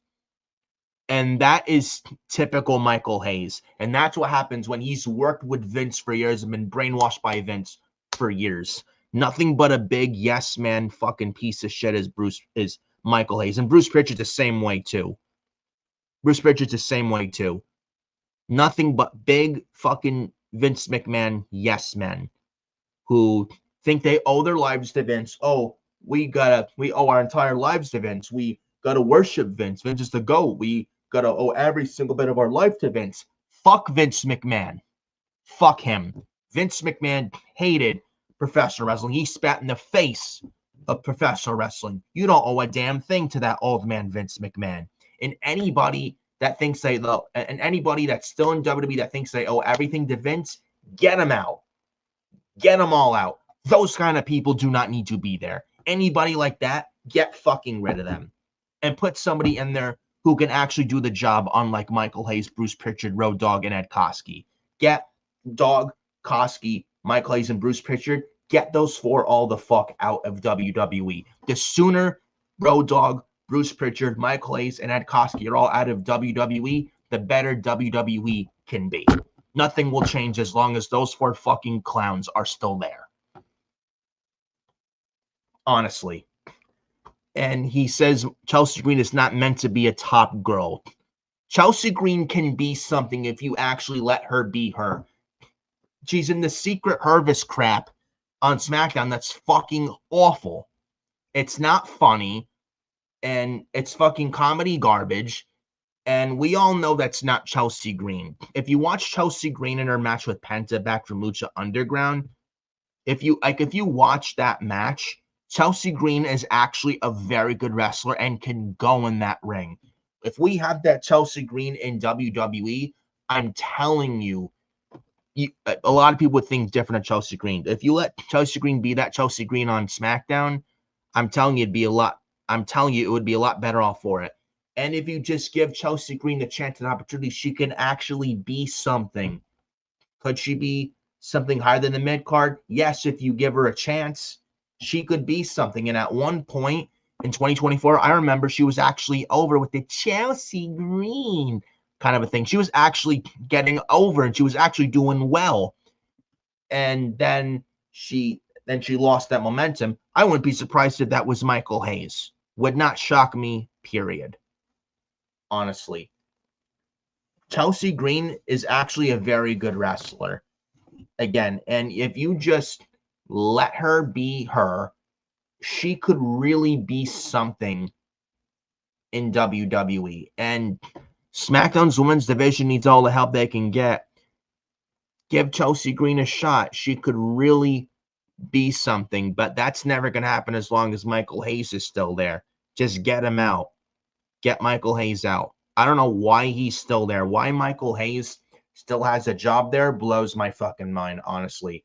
And this same man, I remember mentioned something about Naomi, talking about Naomi's walkout with Sasha Banks, or when Trinity and Mercedes walked out of WWE in May of 2022 when they dropped the women's tag team titles on the desk of Vince McMahon and John Laurinaitis when they wanted Sasha and Naomi to do some nonsensical bullshit fucking sex-pack women's match for opportunity to face Bianca at some point for the Raw Women's title, which the match made no sense to begin with. And Vince McMahon wanted Sasha and Naomi to be in that match as women's tag team champions, and it was ridiculous. And you wonder why Sasha and Naomi walked out, and rightfully so. And this fucking asshole Michael Hayes talks about Trinity's or Naomi's walkout. So I'm going, you don't walk out like that. You're told to do a match. You're told to do the match. You do what you're told. You do what you're told. You don't walk out. I'm sorry, Michael Hayes, that the match was fucking illogical to begin with. And the match made no sense right from the word go. And you could have argued, Vince, to say, no, Vince, why are we doing this six-pack woman match when it doesn't make sense when Sasha and Naomi are the tag team champions? Why are we putting them in this number one contender six-pack challenge match for the women for an opportunity to face Bianca Belair at a future date for the Raw Women's title in the middle of 2022? Why are we doing this, Vince? That's not a good idea. That doesn't make sense. Let's come up with something else that's a lot more logical and better instead. Instead of doing that, no, he's a big fucking Vince McMahon ass kisser, yes man, who he says, he doesn't argue Vince. He gives Vince whatever the fuck he wants. And like this fucking clown, Michael Hayes, fucking amazes me, bro. He really, really amazes me. I can't wait for him to get fired. He's got to fucking go. WWE will never change as long as people like Michael Hayes are still there. To say that Naomi should not have walked out, bull fucking shit. Sasha and Naomi were right to walk out. Why would you put your then women's tag team champion Sasha and Naomi in a meaningless match that made no sense right from the word go? Why would you do that? And Michael Hayes, oh, you don't walk out. You're disrespectful by walking out. You don't walk out. You're told to do the match. You do the match. Fuck off. Fuck off. I'm sorry the match made no sense. I'm sorry that you wanted to book a match that A, was fucking stupid to begin with, and I'm sorry that you can't do your fucking job right, Michael Hayes. I'm sorry about that. Sorry about that. Sasha and Naomi were right to walk out. And fuck Michael Hayes on his comments on Naomi, by the way. Again, Michael Hayes, throw him right in the bin. Right in the bin goes Michael Hayes, joining Bruce Pritchard, Ed Koski, and Mr. D-O-double-G, Road Dogg. Oh, you didn't know? Yeah, that guy. Fuck Michael Hayes. Honestly, I can't wait for him to go. The sooner Michael Hayes, Bruce Pritchard, Ed Koski, and Road Dogg, those four fucking Vince fucking asshole poisonous yes men, Road Dogg, Bruce Pritchard, Michael Hayes, and Ed Koski, the sooner those four fucking rats get exterminated, the sooner Dog, Bruce, Michael Hayes, and Ed Koski go, the sooner those four fucking clowns go and are no longer in WWE, the better WWE creative as a whole will be. Nothing will change as in WWE for the better at all, as long as Hayes, Koski, Dog, and Bruce still have a job there in any which type of role. Get them all the fuck out. And might as well take a little comments break. Adam Carl says, hi, man. What's up, Adam Carl? Apparently not here tonight. He'll be here next week for episode 12, 8 a.m. So set the time for that. Little hoarse voice, but that's all good. Taking a drink of water.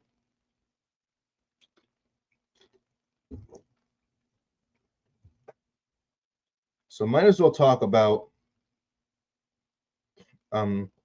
this next thing, AJ Styles, right here. Have the article as well talking about AJ Styles. So might as well talk about this next right here. So going to talk about this AJ Styles stuff in a little bit. Actually, I think we'll talk about this AJ stuff. AJ Styles WWE status update. Then talk about highlights on Raw, SmackDown, NXT, Dynamite this week. We'll talk about AJ Styles real quick. Then we'll conclude with Raw, SmackDown, NXT, Dynamite talk, and that'll be end of tonight's episode 11. So, AJ Styles, WWE status, where it stands, and is he really retired?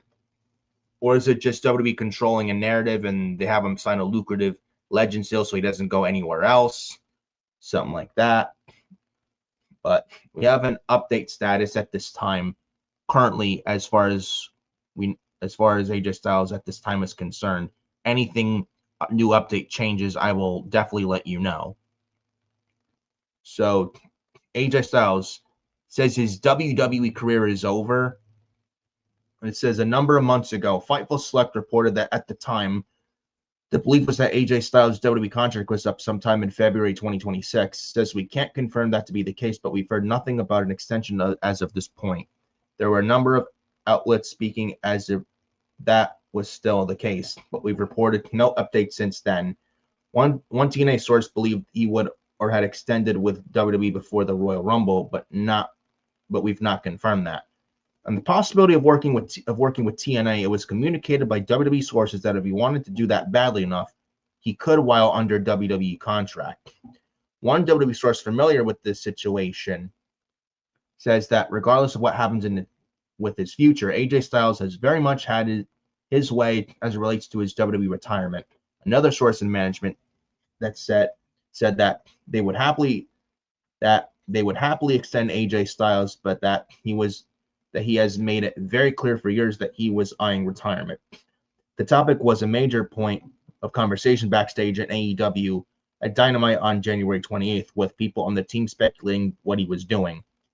Now, as of February 3rd, we have not been told that an offer was made from AEW to AJ Styles, but it was universally expected among AEW sources that if AEW was able to, they would bring AJ Styles in within a heartbeat, which would not shock me.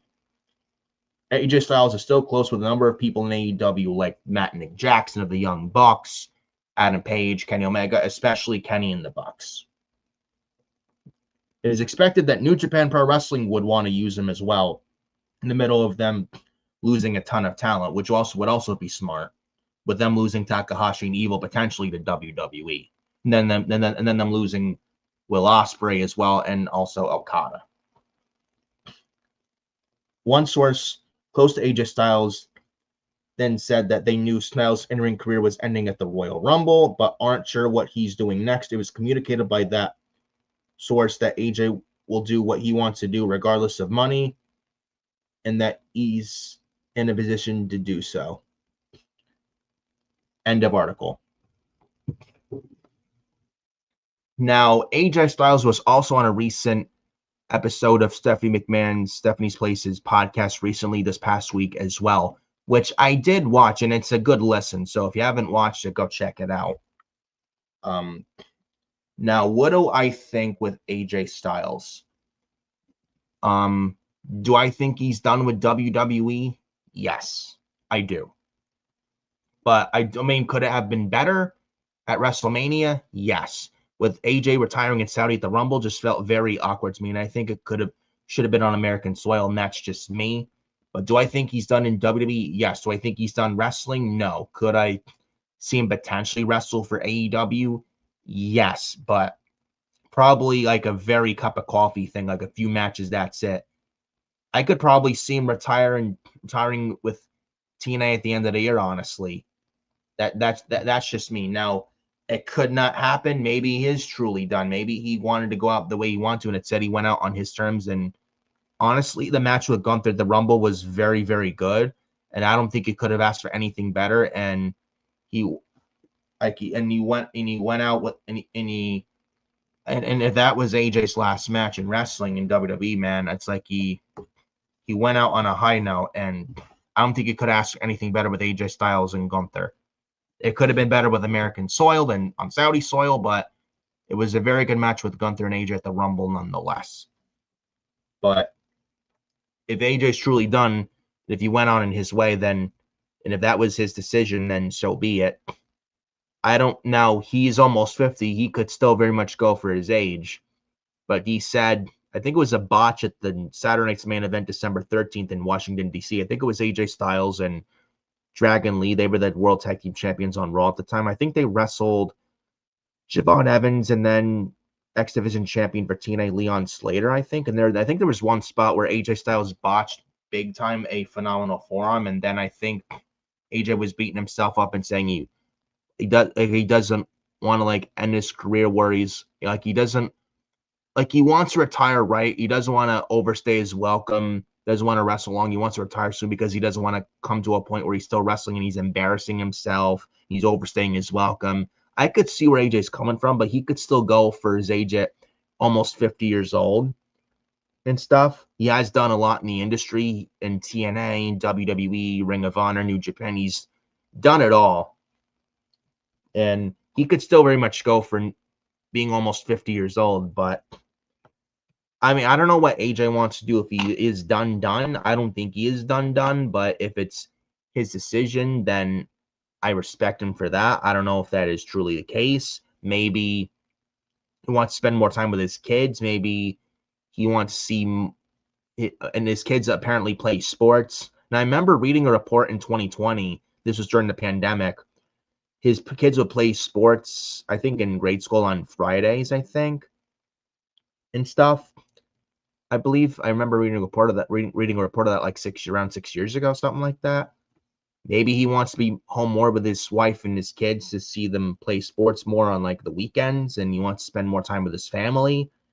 I don't know what he wants to do. Maybe that was a factor, and that was probably his decision. Maybe he wanted to go out the way he wanted to. Maybe that is the case. I don't know. I think he could still go for almost 50 years old. I expect him to finish out in TNA by around the end of this year. And stuff like that. Maybe he signed, and apparently he met with WWE at headquarters this week. Maybe he signed a lucrative Legends deal. I don't know if they did that just to keep him away from AEW, because Tony Khan would be foolish not to scoop him up. But even if AJ does go to AEW, I expect it to be like a few matches kind of a thing. I don't expect that long term at all. And I do expect AJ Styles to work in WWE, maybe like a backstage coach or producer role. I would definitely expect him in the Hall of Fame, no doubt about it. No question, Jackson. He is a deserved inductee into the WWE Hall of Fame. Absolutely zero questions asked about it. But I do think AJ Styles is done with WWE, but not wrestling. I expect him in AEW for like a cup of coffee while, then in TNA and then finish up with TNA for the rest of the year. That's just my opinion. But if he is done, and he really wants to be just done wrestling and maybe spend more time with his family, then I respect AJ Styles for that. And if he went out the way he wanted to, then good for him. And you can't ask for anything better with AJ Styles and Gunther, because they had a great match at the Rumble last week in Saudi Arabia. And if AJ Styles is truly done, what a heck of a run AJ Styles has had. And thank you to AJ Styles. And has nothing to be ashamed of if that is truly the end of AJ Styles wrestling, if he truly wanted to go out on his terms, if last week was the way he wanted it. So we don't know what AJ Styles really wants. We'll see what happens. It looks like he's still under WWE contract as of this time. Maybe he is under Legends still, if not already. I don't know. But anything new update happens regarding AJ Styles, I will certainly let you guys know regarding the phenomenal one, AJ Styles, as he retired from WWE a week ago in Saudi Arabia at the Royal Rumble and a loss to the ring general, Gunther. Now done talking about AJ Styles. This week's highlights from Raw, SmackDown, NXT, and AEW Dynamite. Raw was in Philly this past Monday. Not that good of a show. The opening was really good with Braun Breaker destroying the announce table and wreaking havoc with the Vision. Then LA Knight comes out, takes the division to LA Knight and stuff like that. LA Knight's back. Great. It's good to see him back. And like El Grande Americano, the number 2 El Grande Americano, Gracias, versus Javon Evans in the original Grande Americano, cost the second Americano the match. I think we get the 2 Americanos in a match at Mania, mask versus match. I think Chad Gable unmasks. I think we get Chad Gable back on television, which I think is sorely needed. We did also get Stephanie Vetker and Raquel Rodriguez in a Philadelphia street fight for the women's world title, and Stephanie retained. I would have gave Raquel the title. She was dominant in that match, and Stephanie won. I would have had Raquel definitely win, and there's a story with Raquel and Liv. I don't know what they do. I think we get Liv and Stephanie at Mania. I think they involve Raquel somehow. Same thing with Roxanne. Maybe it's a triple threat for the women's world title at WrestleMania with Roxanne, Raquel, Liv, and Stephanie. They could probably go that route, which I would not mind. Because you're not going to leave those 4 ladies off the card. But we'll see what happens with that. We did get Gunther choking out Dragon Lee. Maybe they have a match at the Chamber in Chicago. It might be one of the matches for the Chamber in Chicago. So we'll see what happens with that. I did like the segment with Gunther and Dragon Lee. And how they booked Gunther this past Monday is how Gunther should be booked moving forward. None of this Gunther smiling, laughing like a goofball, saying, I made John Cena tap out like a bitch. Like, that's the same problem with that every week. And this week was not that at all. And this past Monday in Raw is the Gunther we need to see moving forward. So I'm glad what they did. I'm very happy what they did with Gunther this past Monday in Raw. A lot more of that, please. And then we had Penta beat Bronson Reed by a countout due to LA Knight. And then we had a really good ending promo from this past Monday on Raw with CM Punk, Roman Reigns. With Roman Reigns, he won the Royal Rumble in Saudi a week ago, and he chose to face CM Punk at WrestleMania 42 for the World Heavyweight Championship. And Roman Reigns says, Punk, I choose you because I hate you, and CM Punk, I've always hated you, and I choose you at WrestleMania for the world title. And they set the tone for their match at WrestleMania. And Roman winning the Rumble in Saudi, now it wasn't terrible. It wasn't my first choice, but I don't think he needed the Rumble. But after the promo Punk and Roman had this past Monday on Raw, Roman and Punk at Mania, I'm telling you now, I am sold. I'm very much looking forward to that match, and I expect us two to do very good with each other for WrestleMania. So I'm looking forward to Roman and Punk at Mania for the world title, and that's an easy night 2 main event for WrestleMania 42 with the World Heavyweight title on the line with CM Punk defending against Roman Reigns. And the first time the World Heavyweight title defended at WrestleMania, fun little fact, the last time the World Heavyweight title was defended at WrestleMania, the main event, was 2008 in Orlando, WrestleMania 24 with Edge versus The Undertaker, where The Undertaker won the world title and became 16-0 at WrestleMania. Fun little fact. So, looking forward to Punk and Roman at WrestleMania 42 for the World Heavyweight Championship. Easy night 2 main event for WrestleMania 42. Easy. We then got NXT and like outside the beginning and the end and Gunther and Dragon Lee, outside of that, other than that, Raw wasn't that good this past Monday in Philly.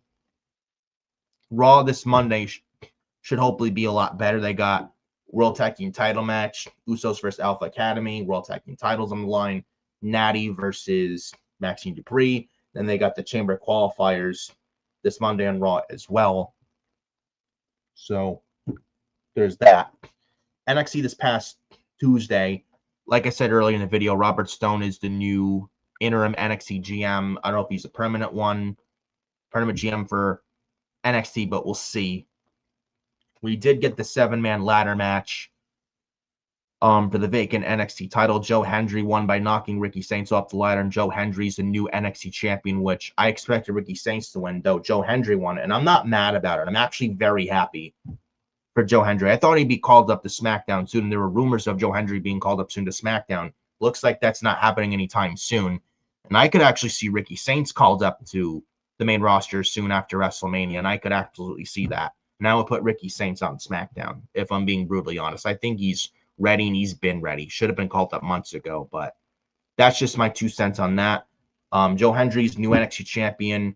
Congratulations to Joe Hendry, and very happy for Mr. I believe in Joe Hendry. So I do believe in Joe Hendry.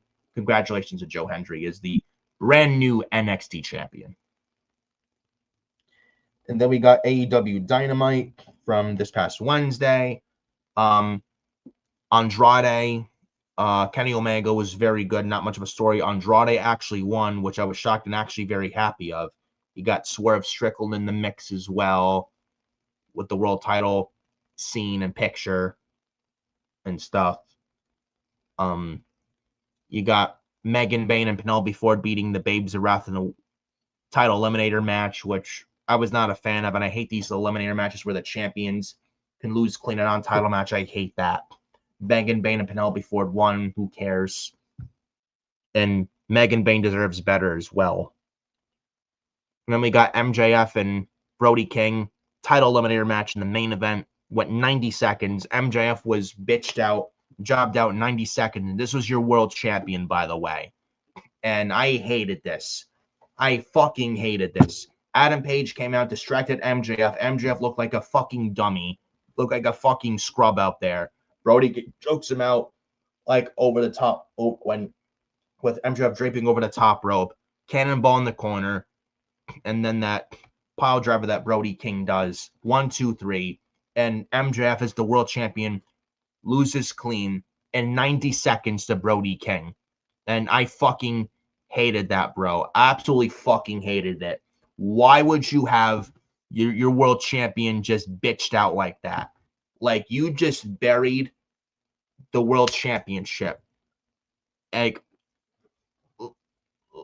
how to make the AEW world title look like shit? Yeah, let's book MJF up there. Make him look like a geek.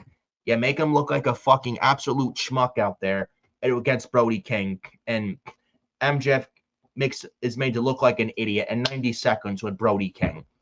And the match should have never happened from the start. But to book MJF like that I have a problem with that. And there should be no defending that. Oh, well, Adam Page and MJF and they're feuding. I don't care. It still looks bad. It still looks bad at the end of it.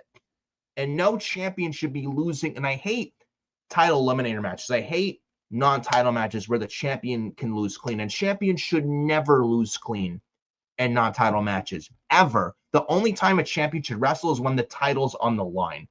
Did MJF really need to wrestle Brody King on Wednesday? The answer is no. And that was fucking Vince level booking how MJF was booked at the end of Dynamite this past Wednesday. That was that like Vince booking 101 where the world champion is made to look like shit and he's jobbed out in 90 seconds to Brody King. Absolutely fucking garbage booking if I ever seen it. You would never see Drew McIntyre, Cody Rhodes, Roman Reigns, or CM Punk book like this. You would never see that. Even Oba Femi when he was NXT champion, would you ever see Oba Femi booked how MJF was booked this past Wednesday? Absolutely not. Absolutely not. You would never see that. That would never happen in WWE if Roman, Drew, Cody, Punk, or Oba Femi was the world champion in WWE. You'd never see that bullshit there. Never. And MJF is the world champion in AEW, and he's made to look like an absolute jobber in 90 seconds. Congratulations, Tony. You just buried your world title, made your world title look like shit in 90 seconds. Congratulations, Tony. I don't know when MJF's AEW contract runs out, but as soon as his AEW deal's up, I am telling you right now, he is going right to WWE, and he's going to be a lot better off there. At this point, I hope MJF is counting his days in AEW. I'm sure he can't wait to get out of that AEW contract as soon as that AEW deal's up, because you know exactly where he's going as soon as that AEW contract runs right out. You know exactly where he's going. And he's going right to WWE, right where Cody Rhodes and CM Punk are. And you know what? He's going to be a lot better off for it in WWE. Mark my words. Mark my words. That was fucking garbage, what they did with MJF on Wednesday. Absolute fucking garbage. Nobody should be defending this. Nobody. If you defend it, you are the root of the fucking problem. Point blank. And Dynamite was actually decent on Wednesday up until that ending. Up until that ending. Awful. Absolutely fucking awful, shitty booking. Shitty Vince level like booking. Shitty Vince McMahon type of booking. Fucking god awful. And then we had SmackDown this past Friday. They were at the Spectrum Center in Charlotte, North Carolina. They did happen to have some Elimination Chamber qualifying matches. Randy Orton qualified for the men's chamber. The first to qualify for the men's chamber was Orton beating Solo Sikoa and Aleister Black in the main event. Triple threat, which I thought was a good match. Tiffany Stratton beat Lash Legend and Chelsea Green to qualify for the women's chamber. That match was not that good, in my opinion. And Tiffany Stratton qualified, which I thought she would. Orton also qualified. I thought he would qualify as well. Cody Rhodes attacked Drew McIntyre at the beginning of the show. Cody Rhodes cut a very good promo. You had Oba Femi squash Kit Wilson in a squash in literally less than 90 seconds. How Oba Femi should have debuted in a match from Monday on Raw instead. They had Oba Femi go out on Raw and squash the War Raiders in a non-match, which I hated, and it felt like a Bruce Pritchard idea through and through. But on SmackDown, this is what should happen with Oba Femi this past Monday on Raw, and apparently Oba Femi's not signed to a main roster brand yet. Hopefully soon, and I expect Oba to go to Raw. And according to rumors, that Oba Femi looks like he's going to Raw, according to reports and rumors. But Oba Femi squashed Kit Wilson in less than 90 seconds this past Friday on SmackDown. You did have Apollo Crews backstage. He was alive and apparently still is employed. Same thing with the Motor City Machine Guns and stuff. They had Johnny Gargano lay down on a production crate that said NXT on the production crate. I don't know if Johnny and Candice are going back to NXT. I don't know if they're leaving WWE. I don't know if they're staying or they're unhappy. I don't know what they're doing. If whatever is going on with Johnny Gargano, Candice LeRae, I'll certainly let you know. They had that as well. The women's tag team titles are on the line with Io Sky and Rhea Ripley versus Kiana James and Julia. That was a decent women's tag title match. And you should not sleep on Kiana and stop sleep on Kiana James, man. She's actually been decent since the Rumble. She can actually wrestle. Julia's not been bad, but Kiana James has been kind of killing it the past week. So hopefully that continues with Kiana James, and she can actually go in that ring, and she's not scared to bump or break a nail. And I've been very impressed with Kiana James lately. So I'm hoping that keeps up. And then they also had Jade Cargill, Jordan Grace, Liv Morgan, Raquel Rodriguez. I wasn't a really big fan of that much at all. Jade Cargill's been a failure as women's champion, and I can't wait for the belt to be offered. They're apparently having Jade Cargill and Jordan Grace next week on SmackDown for the women's title. They also had what else did they have? They had Shinsuke Nakamura and Tama Tonga on SmackDown this past Friday. I don't care who gives a shit. They had Trick Williams come out, cut some promo. He confronted the WWE champion Drew McIntyre. That was okay. That was fine. He also had Jacob Fatu interrupt Drew McIntyre. McIntyre trying to get promo time, and McIntyre couldn't catch a break. And then when Cody and Fatu both interrupted McIntyre's promo time, like when Cody did at the beginning of the show and Jacob Fatu in the middle of the show, after Cody did in the beginning of the show, Nick Aldis kicked Cody Rhodes out of the arena, and then Jacob Fatu out of the arena, stuff like that. Then towards the end of the show, Drew McIntyre finally got promo time and mentioned Roman Reigns, CM Punk, and Roman bearing the WWE Championship that Drew McIntyre currently holds, which I didn't like in Roman's promo Monday on Raw. I will say that was one of the few things of Roman's promo this past Monday on Raw, which I thought wasn't nice, but that's just me. So Drew McIntyre finally caught a break and cut a promo towards the end of the show as well. So you had that. You had Carmelo Hayes and The Miz one-on-one. Carmelo Hayes won as he should. So you have that. It wasn't that bad, in my opinion, Melo and Miz from this past Friday on SmackDown. And then you had and that was pretty much it from SmackDown from this past Friday night as well. They also announced for SmackDown in the next 2 weeks, SmackDown the day before Valentine's Day, February 13th, and then February 20th edition of SmackDown.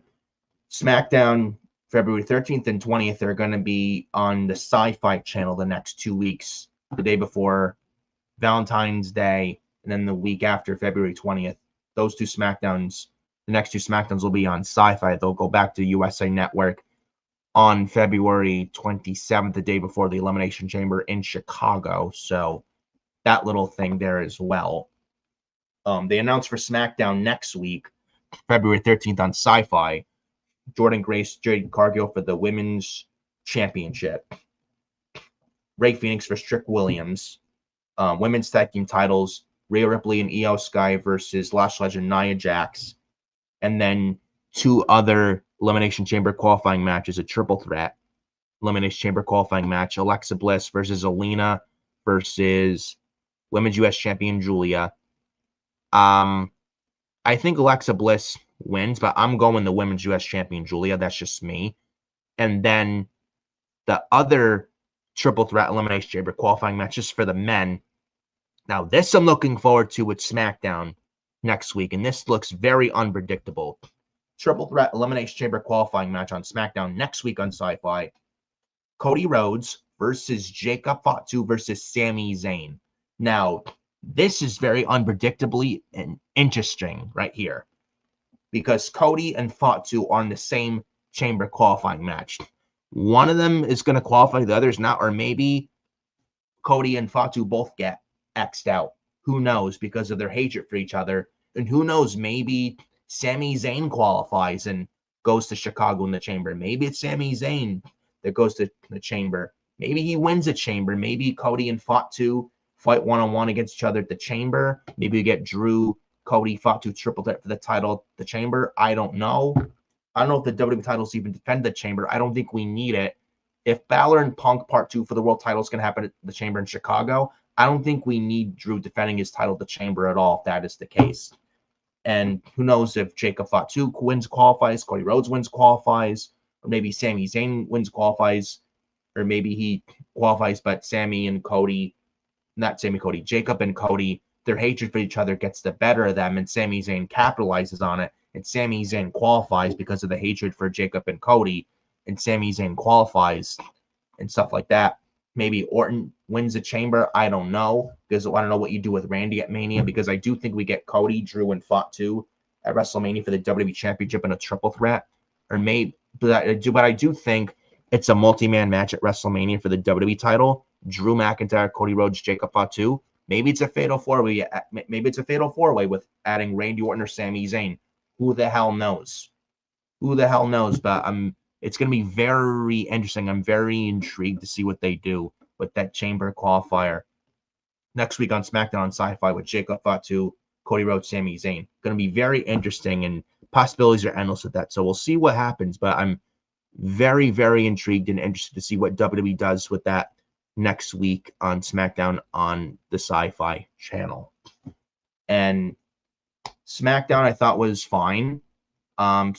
It did drag, don't get me wrong, but I feel like they did some solid build to the Chamber and stuff. Some stuff kind of happened and forwarded somewhat of build for the Chamber and stuff of who's going to the Chamber and what's happening with weeks following, especially with Cody, Jacob, and Sami next week, and what's going on and stuff like that. They did tease Aleister Black, Randy Orton, maybe possibly happening at Mania. I would not mind that at all. I think that was a rumored match for last year's Mania, Orton versus Black, when Aleister Black left AEW around this time last year. Maybe we get Aleister versus Randy at Mania.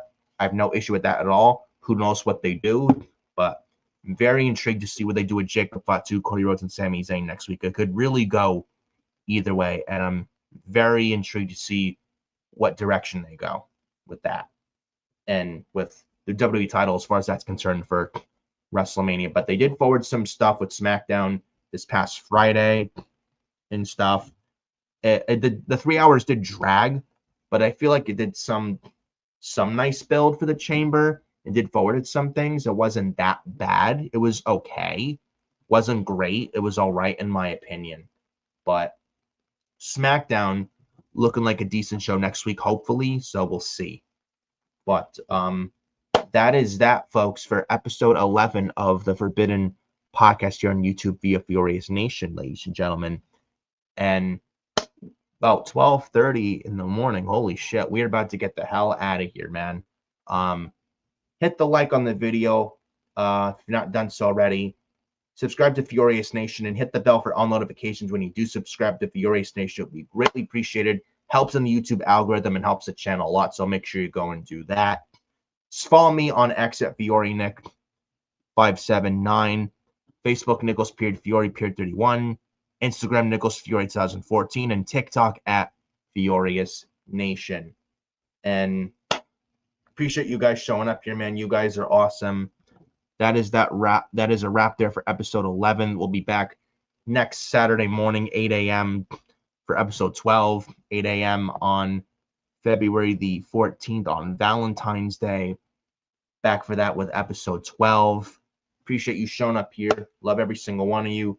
I will see you next week for episode 12 for Forbidden Podcast next Saturday morning, 8 a.m. on Valentine's Day.